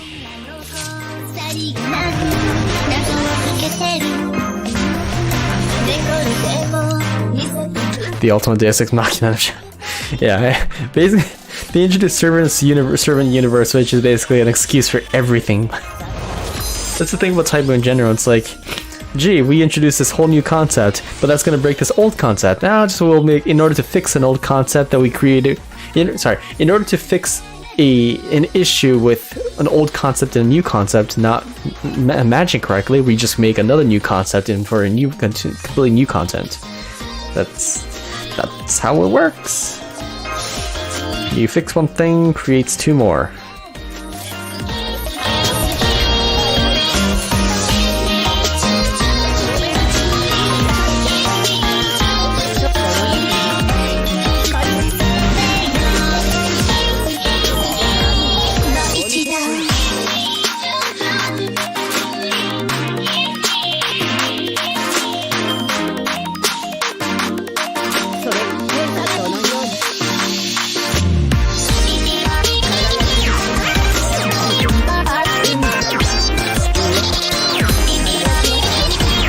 Man, I'm getting tired. It's only been 2 hours. Exhausted.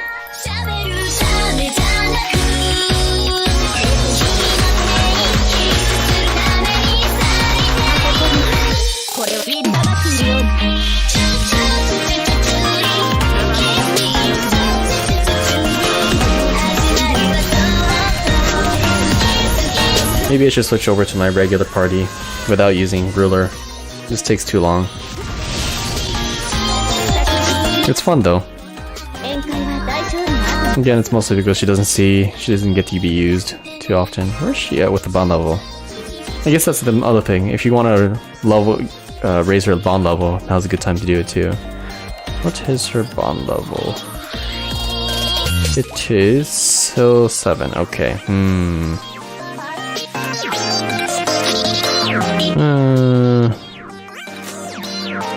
And you're being paid for the self-imposed death march. Hey. Sometimes we march towards death whether we like it or not. Right? The moment we are born, we start walking towards death. And how we walk towards death, is completely up to us. In my case, I march there like it's nobody's problem. Just run past everyone else like, see ya folks, I'm going ahead. Peace y'all. Okay, I'll just keep this party. And during that trek, I find things that only people with insane minds go through. Whatever that means. Oops. On the bright side, I got a party party full of blonde heads. I'm not complaining. It's beautiful. That reminds me. When I first started FGO, I actually had so I re-rolled for John Dark. That was who I was re-rolling for, and then I forgot which banner, but at some point, oh no, when the first time Gilgamesh came out in the game, the first ever banner, I got Gilgamesh and Artoria in the same 10 roll, and so immediately within the first first few months of starting FGO. This is back when the FGO JPs first started. I had John Dark 5-star, Artoria 5-star, and Gilgamesh 5-star. Granted, Gilgamesh at the time was not that strong, and so I just pounded through the first few chapters just with those three in the front, and they were all blonde. So from the get-go of this game, I just basically kept playing with blonde heads, which again, I'm not complaining, but it's good memories. King Pika, especially with Gilgamesh in there too. Yeah, definitely King Pika. Super Ring, at the end of this death march, you reincarnate as Fujimoto Ritsuka with all of your type moon knowledge. No, I don't want to, because I don't want to go through hell like that. Like, let's be real. Like, having knowledge is one thing, but then you have no skill set whatsoever, and you're expected to be able to like fight. Okay, let's put things into perspective. Like, you nearly die so many times. It's not even funny. It's like in Babylonia, you die accidentally, or more like you go to hell a couple times accidentally. And then even in Atlantis, you do go through a near-death situation because Kushtari just kind of blasts you away with his magecraft. Doubt reincarnation isn't ever a choice. True. Reincarnation is, well, actually depends on the which work you're talking about. Sometimes they don't have a choice. You can be like, congratulations, you've been selected out of the 10 million dead 10-year-olds that, and you're given the choice, the quote-unquote choice, to go to another world with a special ability. Sometimes you can waive that right.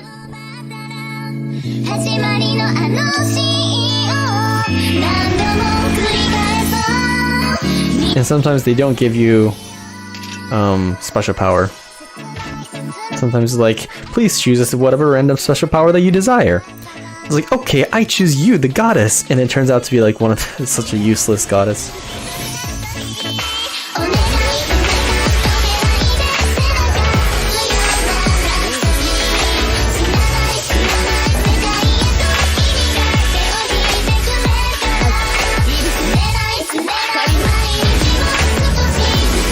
You know, now that you mention it, I wonder if there's ever going to be a isekai type story based on Type Moon stuff.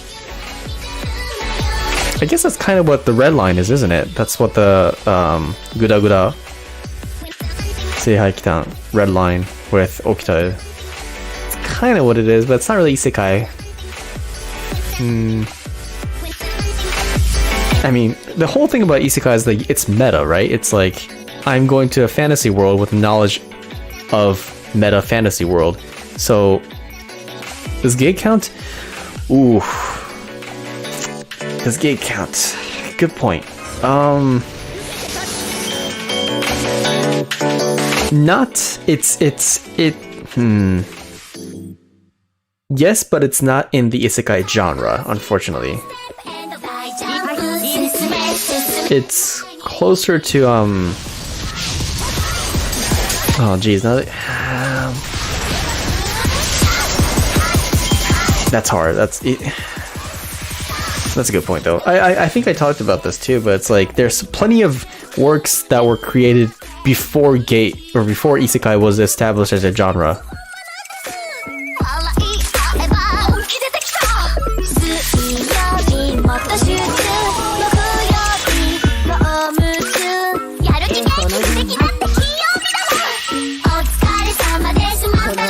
I feel like there's another isekai type I mean, for that matter, there's a lot of stuff like that where it's like, I guess, can you consider Yu Yu Hakusho as kind of isekai? Because it's like, oh, you're dead, you go to a different world. Sort of.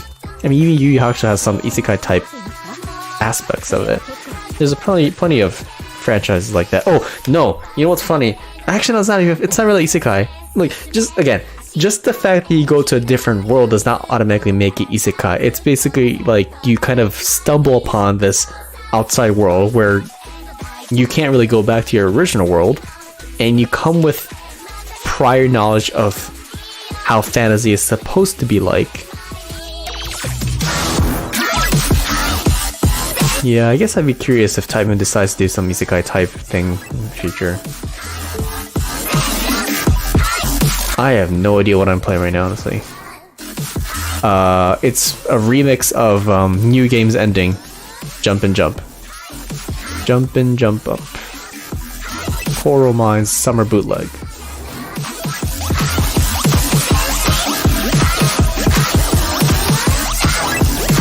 Kyoumo ichinichi ganbaru zo.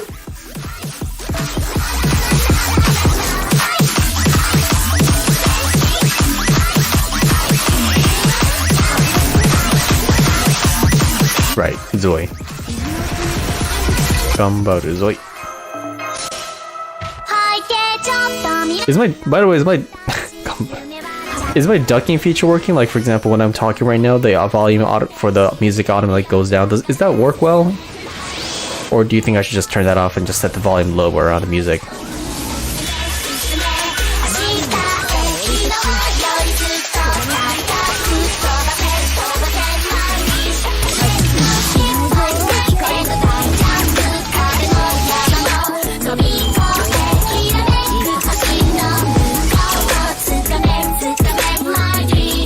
Okay. Let me know if it gets annoying. Maybe it's just easier if the volume I just manually set the volume down. It's like, yeah, if you find that it's annoying, then maybe I should just turn it off.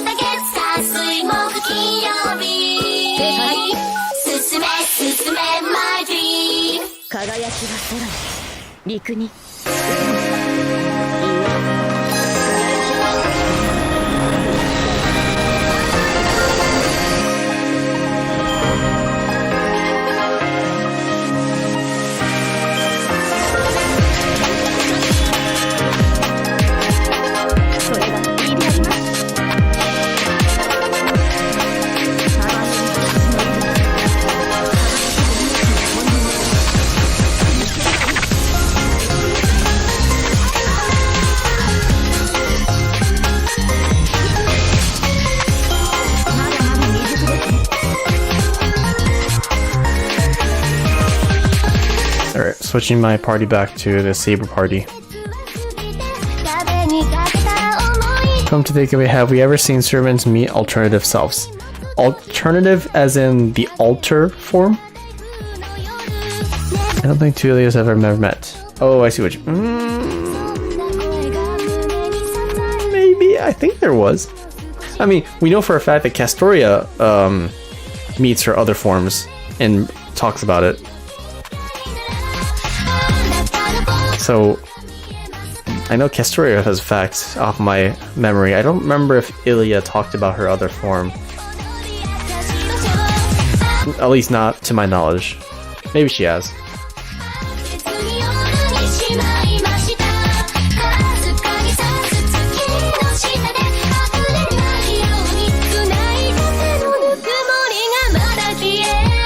Oh, in actual scenes, not just my room dialogue.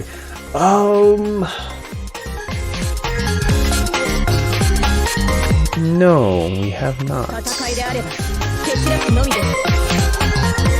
I guess John, the Franth doesn't count, right? John does meet her alter form, but I guess that's part of this plot line.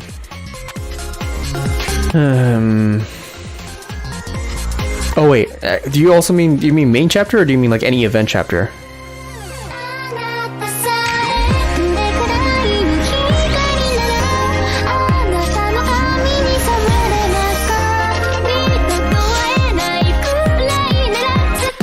maybe there was something like that in event. I'm pretty sure there was something like that event because the event itself is pretty meta anyways. But definitely main chapter, I think John is the only one. And again, that's because that was a plot line because Jill made him out of scratch using the Holy Grail.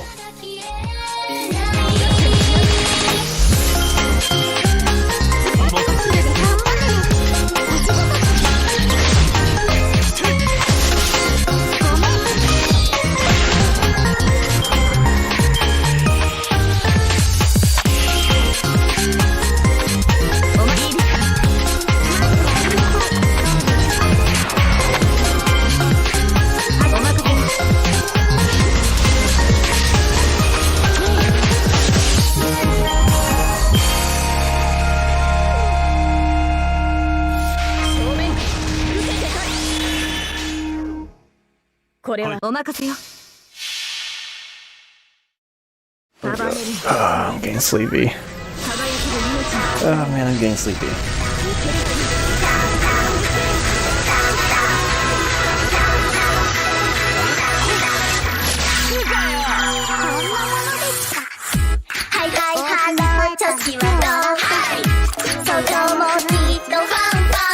What scaling?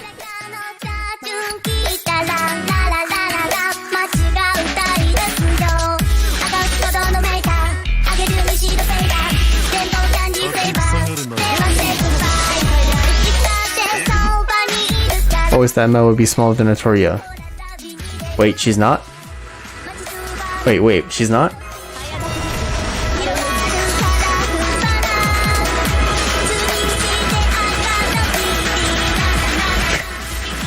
I mean... yeah, it's probably the scaling.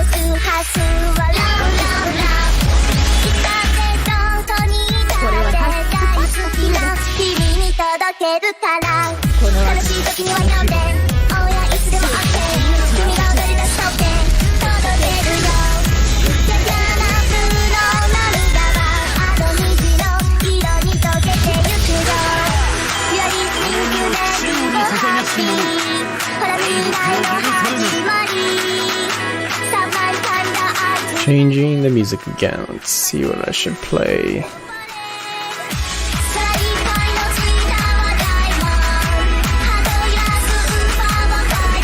Oh, there was that time when Lancelot cosplayed as himself in Berserker to hide from Mesh. I sort of remember that, yeah. I don't remember which event though.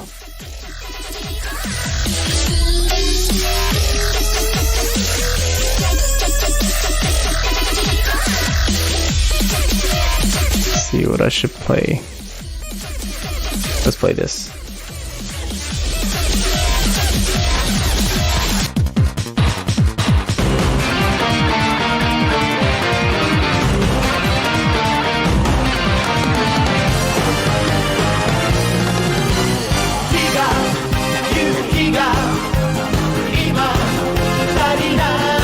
What was a Brave Yelly-chan? Halloween, yes. Yeah, it was. Huh. I don't know. I can't even keep track of which year Brave Yelly-chan came out. I think it was 2015 Halloween was the Caster Yelly-chan. Then the next year Halloween was, which Yelly-chan was that? That wasn't Brave. That was that Brave?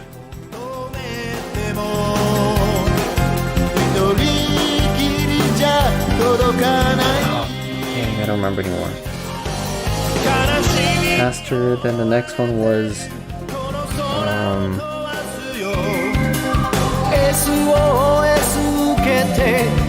after was Mecha 80. Oh yeah. Mega, yeah, that's the next. Wait, Mecha 80 came out that year? You know, the first year 2015 was definitely Caster 80-chan. The next, you know what? Hold on, I'm gonna look it up. Look up based on the year I got them.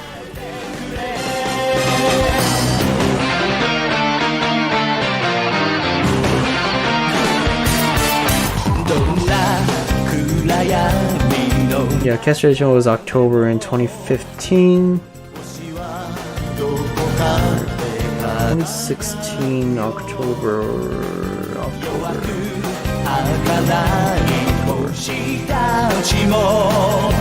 Wait, really? It was 2016? Huh. Huh, okay. I guess it was 2016.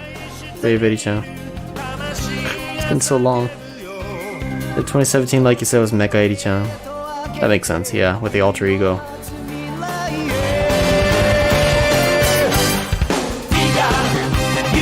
That makes sense, yeah. Yeah, it's been a while now. Oh, it's been too long. 28 was Onirando, yes. Yep.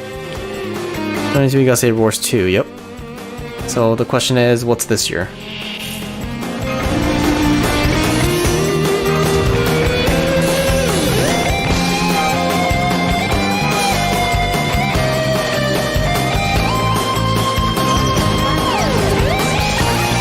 Yeah, 2019 feels like ages ago.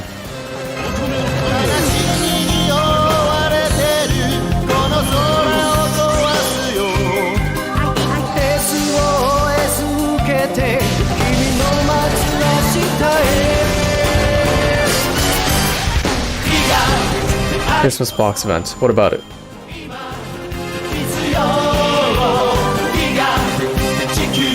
I don't go crazy with the Christmas box event.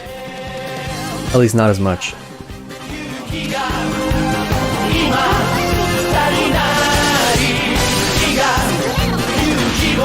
Yeah, I don't know why. I think it's usually because I'm pretty busy during Christmas that I don't farm as crazily.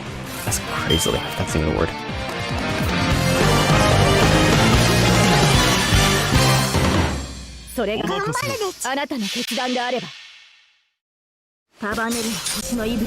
Yeah, it's okay. I don't repeat this. Oh yeah, this song. This song was played in the Tiga insert. I forgot about this.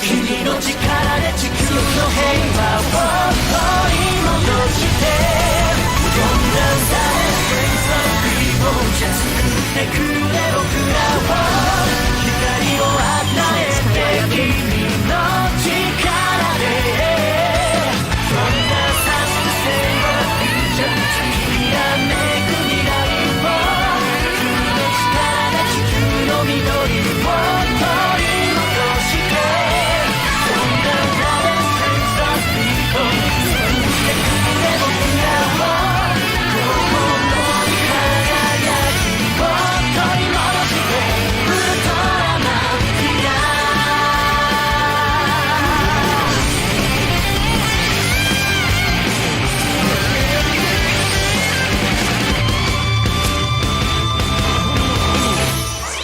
これだ。はい、お任せを。せい。さあどうだ。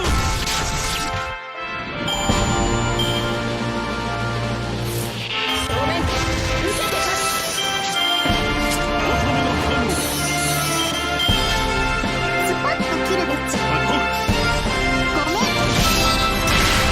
ごめん。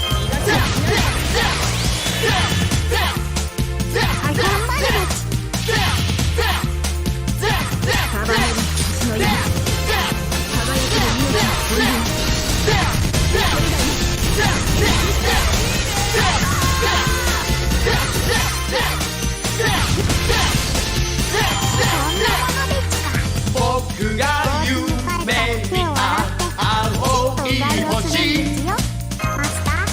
君がみんなが呼んでいる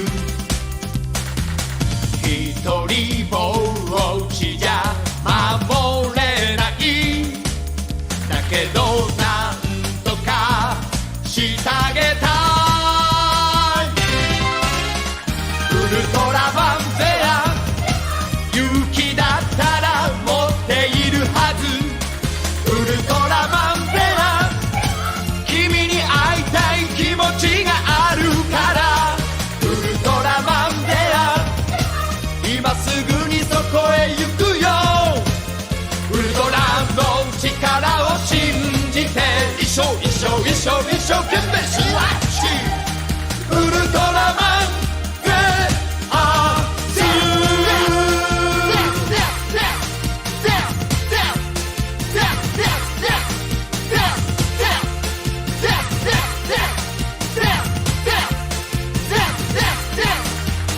なんで悲しいことばかり起こる地球になったんだ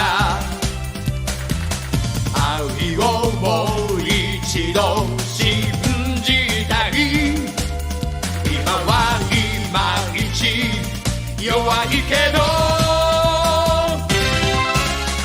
ウルトラマンゼア元気だったらきっとあるはずウルトラマンゼアおじけついてちゃ明日なんかないウルトラマンゼア今すぐに走り出そうウルトラの力を信じて一生懸命シュワッチウルトラマンゼア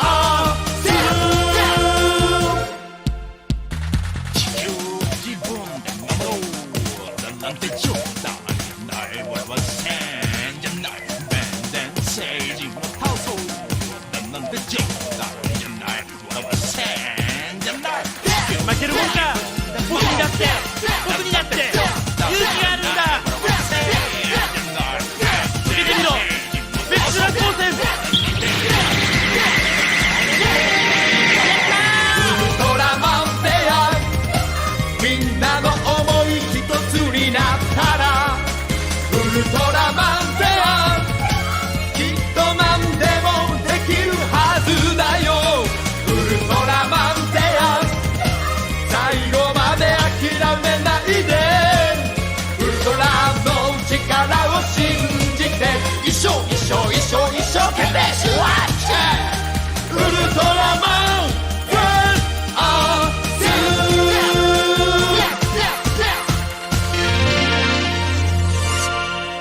シュワッチ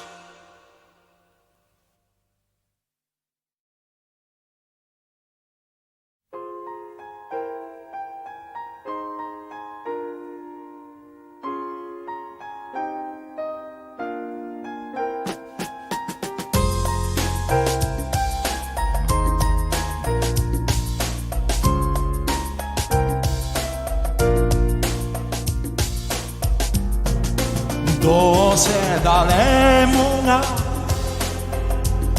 おいらのことを悪いやつだと噂をするぜ好きで選んだ定めじゃないなそんな孤独を愛しているのさあんたは汚れてないのかい心はいつも青空かいあんたは汚れてないのかい生きてりゃどこかがバチくなるよおいらは悲しい弁前政治何もそんなに嫌わなくとも付き合い方が問題なのさ誰かがおいらをきれいにすれば緑の地球にゃ迷惑かけないおいらに優しくしてくれよ仲間外れは寂しいのさおいらに優しくしてくれよ生まれた時からバチけれど愛には飢えてる弁前政治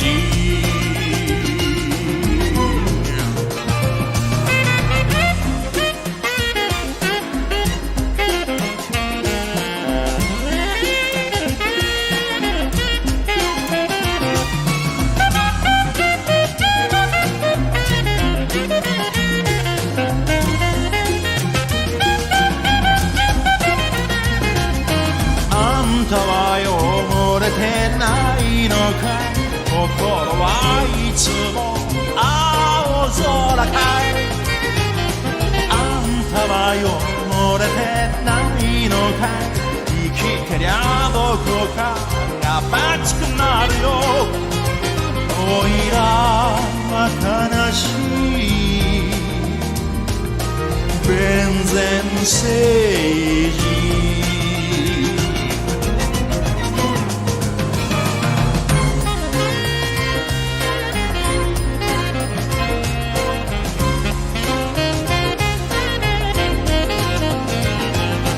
あんたは汚れてないのか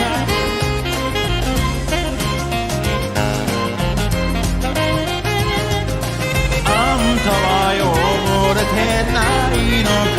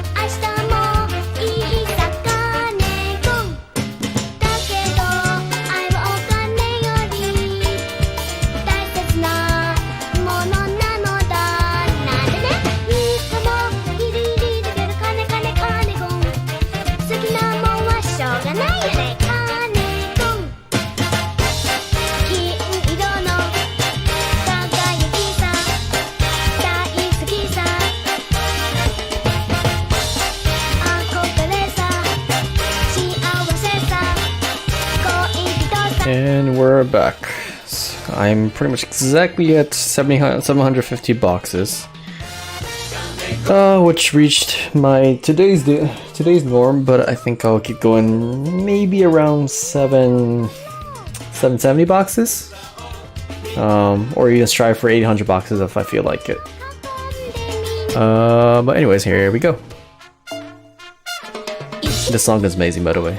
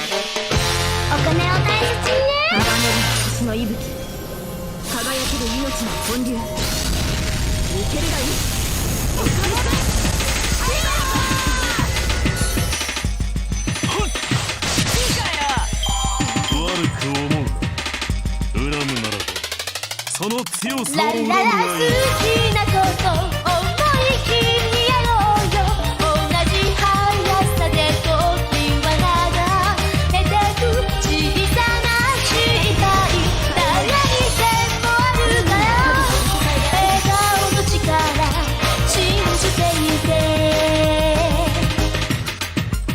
まずは一杯どうですか恋がならない夢なんて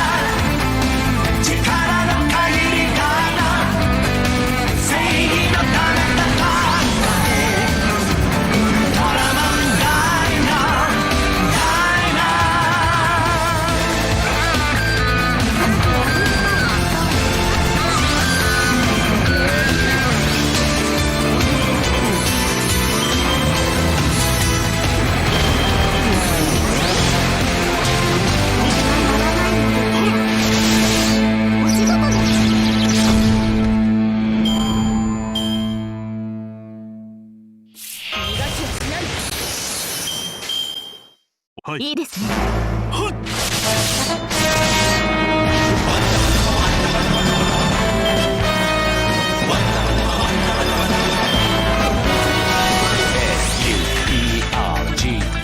これは本番でのチームを守る戦いである。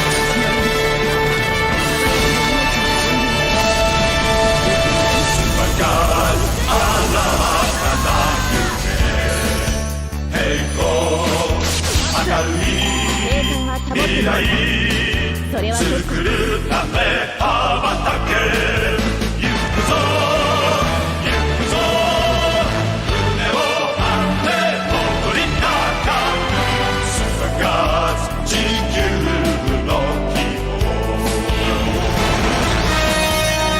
探す未知なる世界抵抗平和刃には負けない行くぞ行くぞ胸を張って踊り高く探す地球の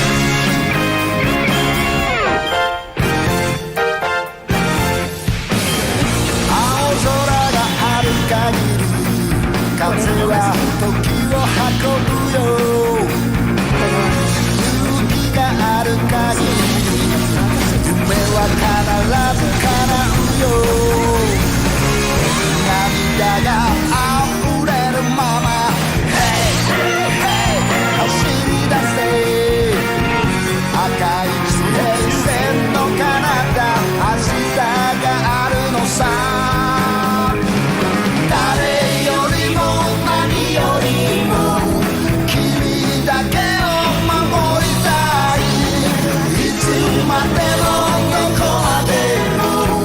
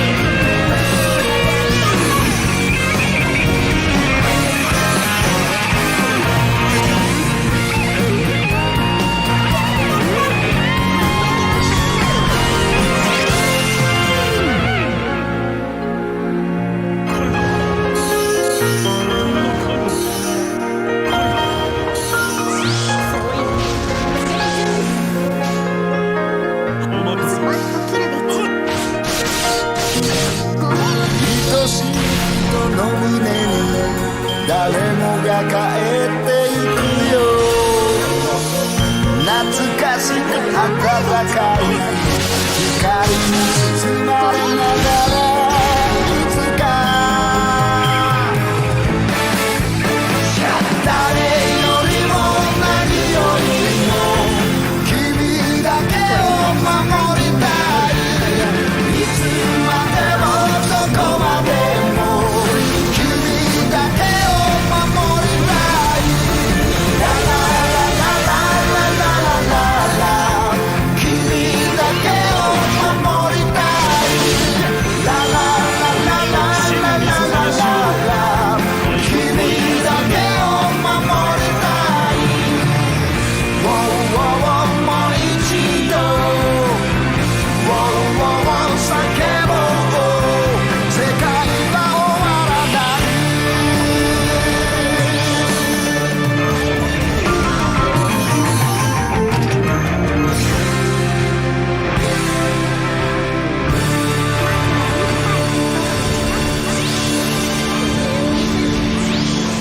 乙女の加護、これだ。乙女の加護、お任せを。せい。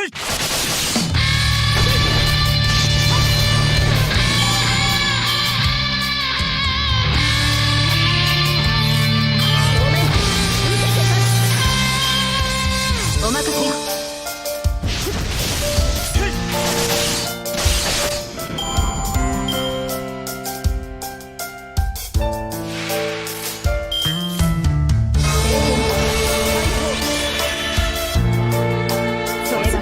それがあなたの決断である。この赤の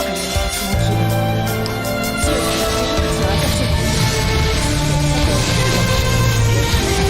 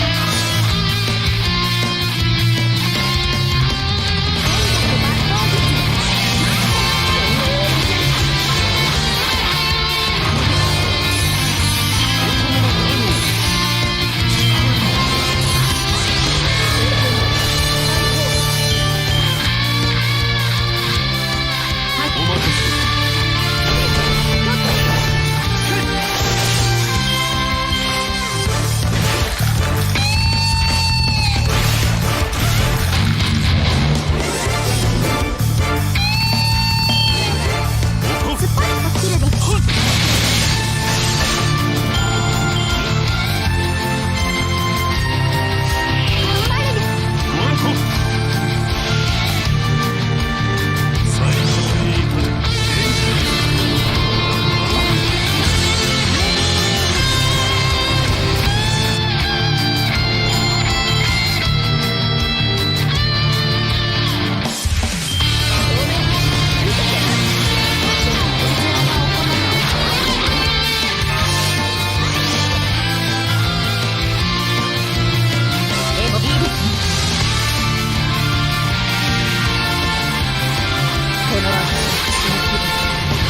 強く命の証を。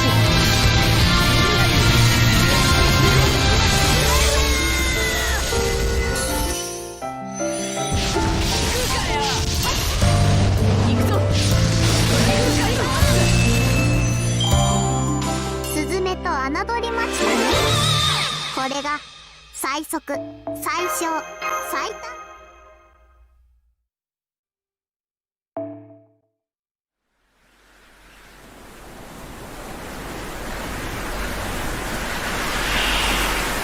立ちふさがる。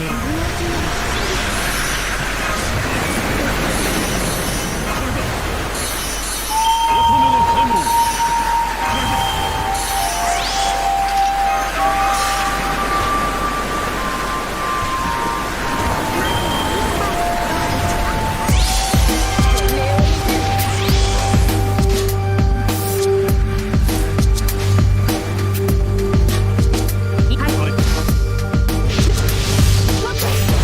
せ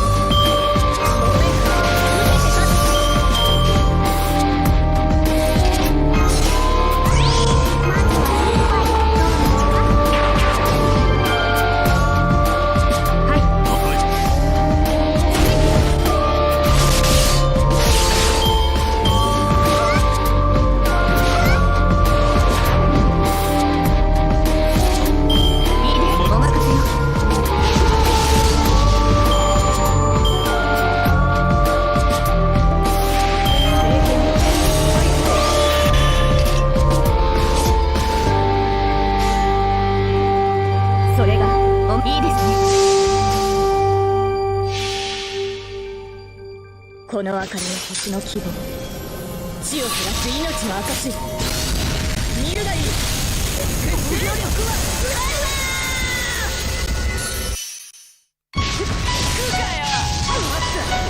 見事に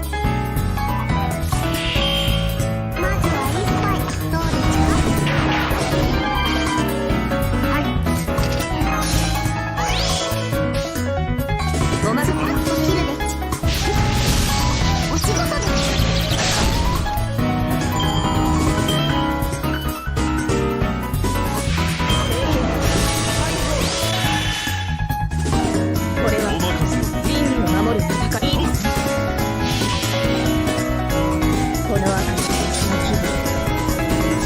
ちいい命の証だ。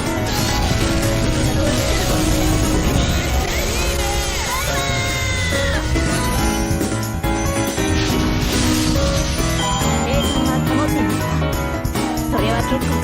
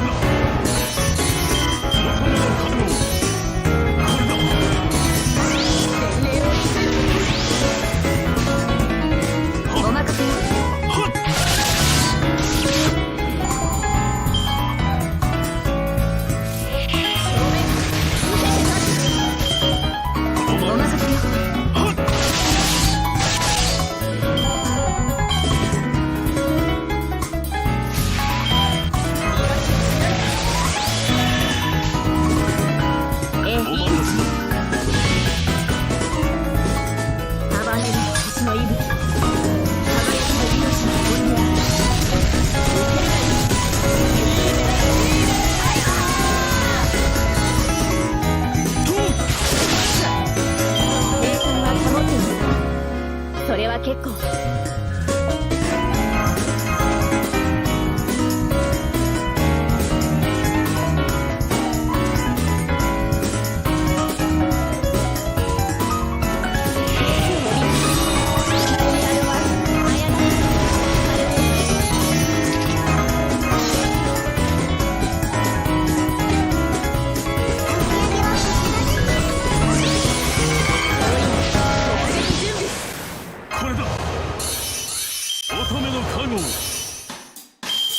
はい、お任せ。スキルです。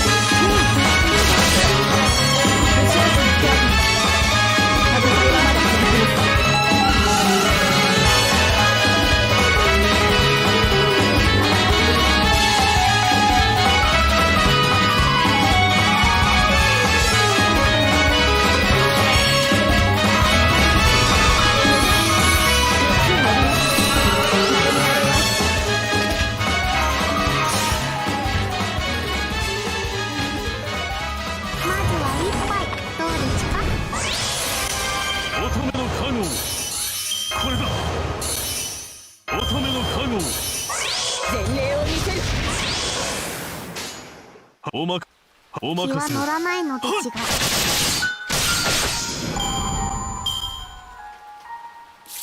面受けて立つ。おはっスパッと切るでち。お仕事で。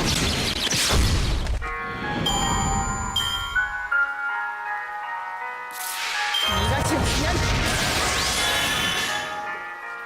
これは気は乗らないので違う。人類を守る戦いである。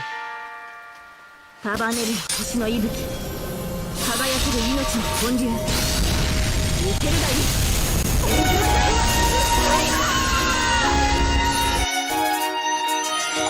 まだまだ未熟ですね。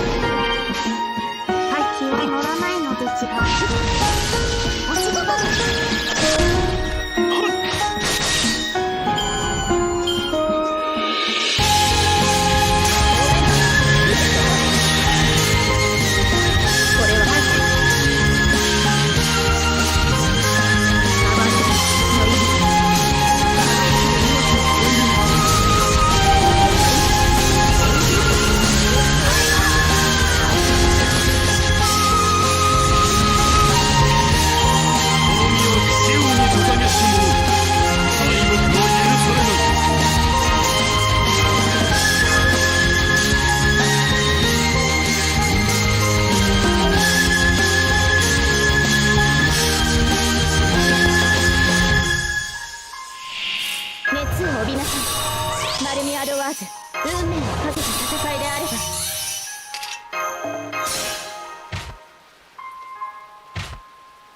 まずは一杯どうですか？これだ乙女の加護これだ前例を見せる。はい、はい取った。はっ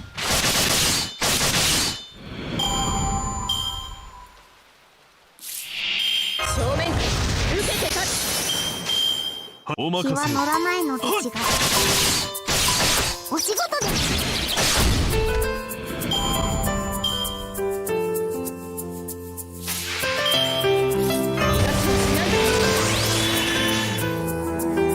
これは人類を守る戦いである。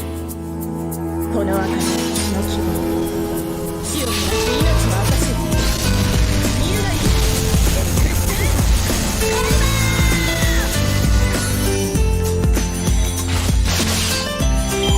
悪く思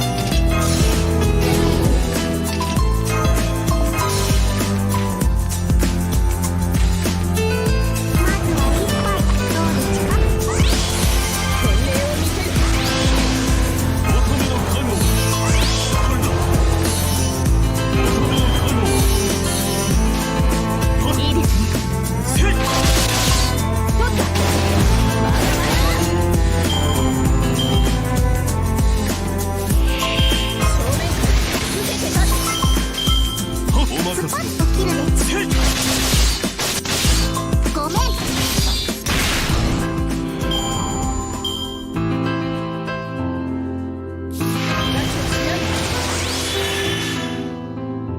それにお任せよ。束ねる星の息吹、輝ける命の本流、受けるがいい。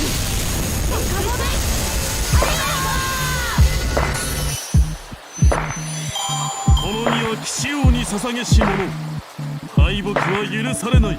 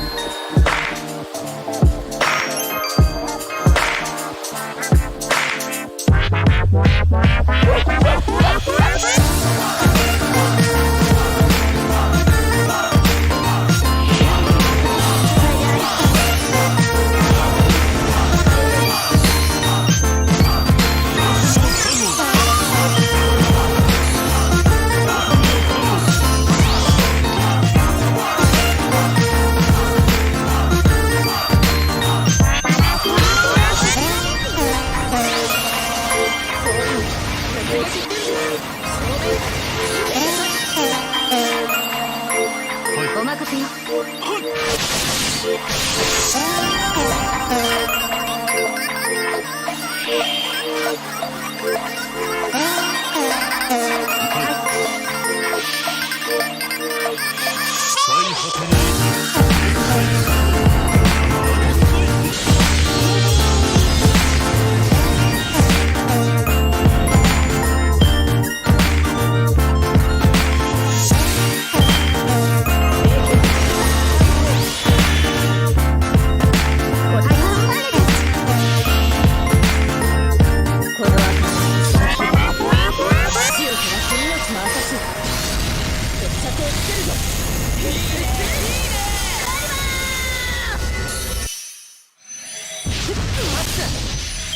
スズメと侮りましたね。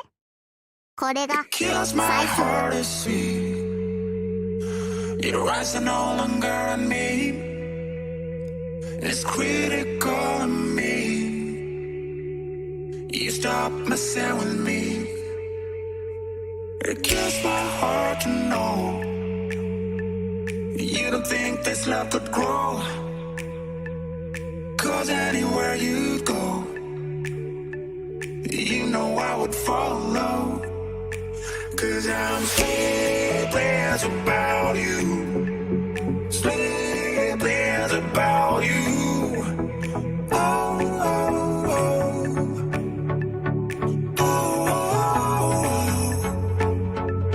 sleepless about you.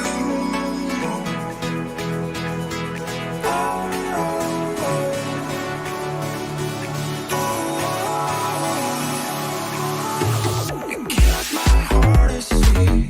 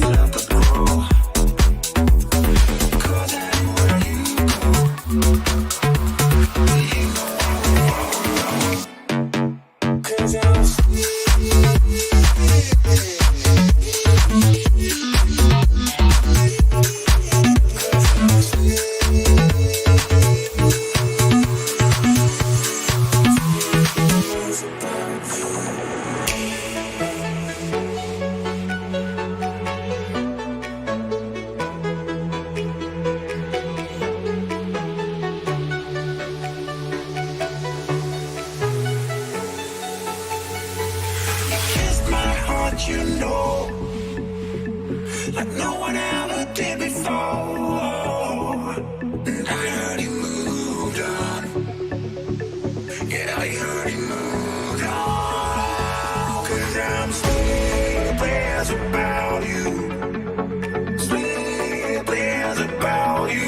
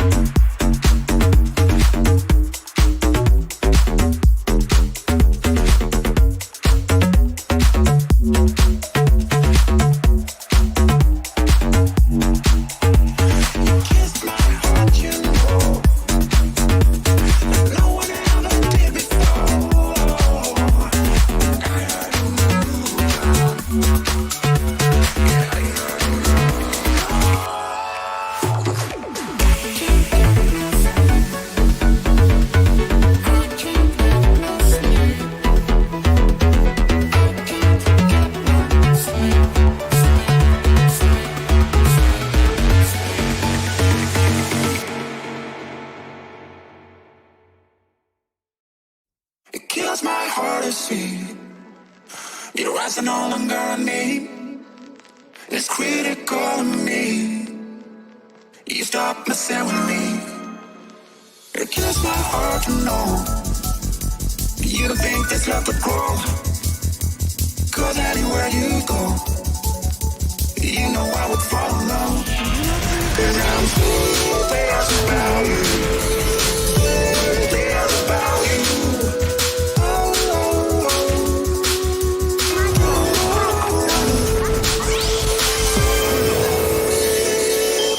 About you.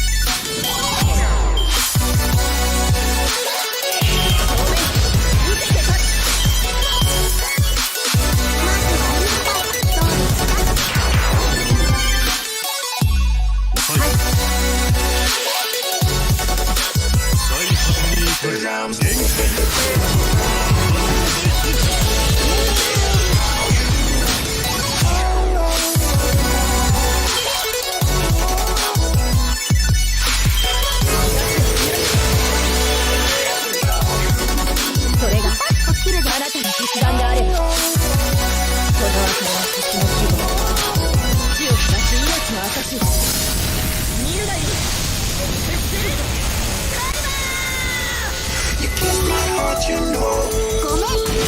No one ever did before. And I heard you moved on. Yeah, I heard you moved on. 'Cause I'm serious about you. Serious about you.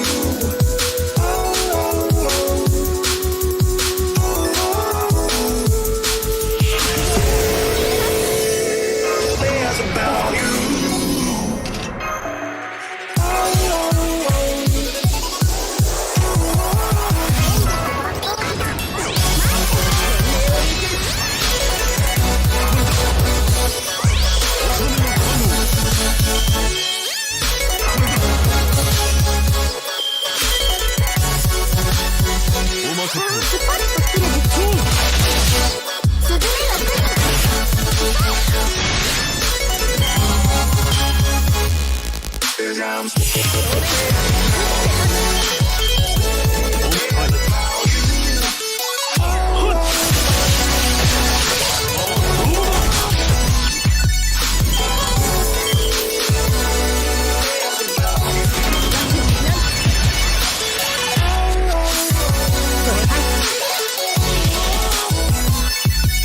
束ねる星の息吹、輝ける命の本流。いけるがいい。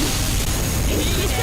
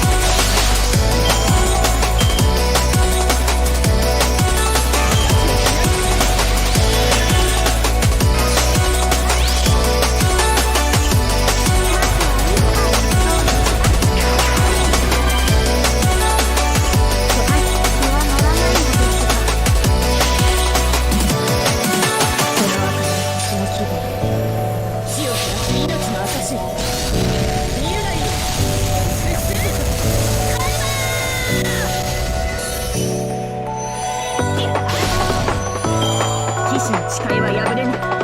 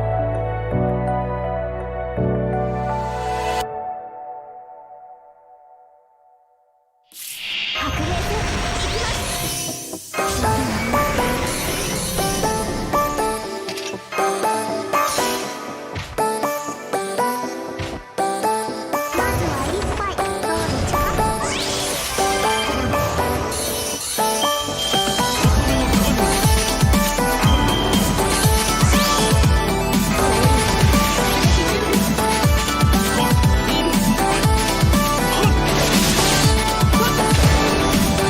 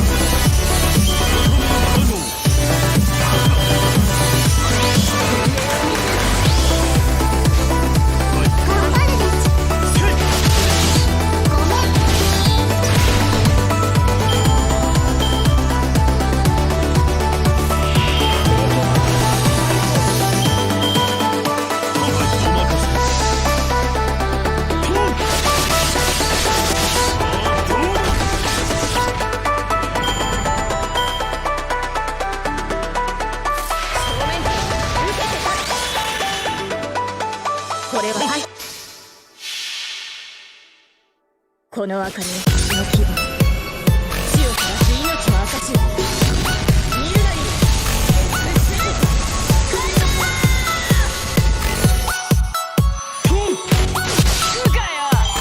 この身は騎士王に捧げし者敗北は許されない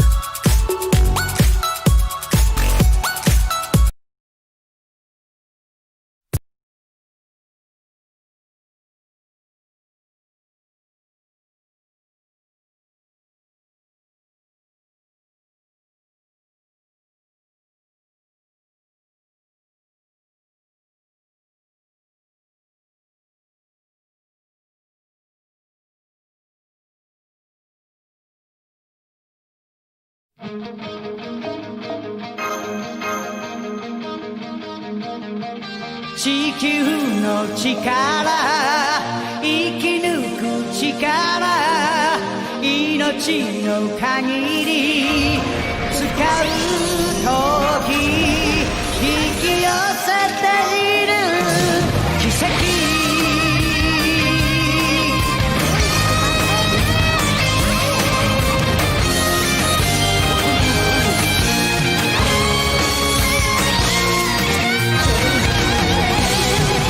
心のマグマが目覚めたら大地と共に立ち上がるぜ弱よお前が失った輝く意志が俺にはある愛する人を守りたい単純にそれだけさ昔も今でも変わらない悲しむたび苦しむたびに命の限り進む時見えてくるのは光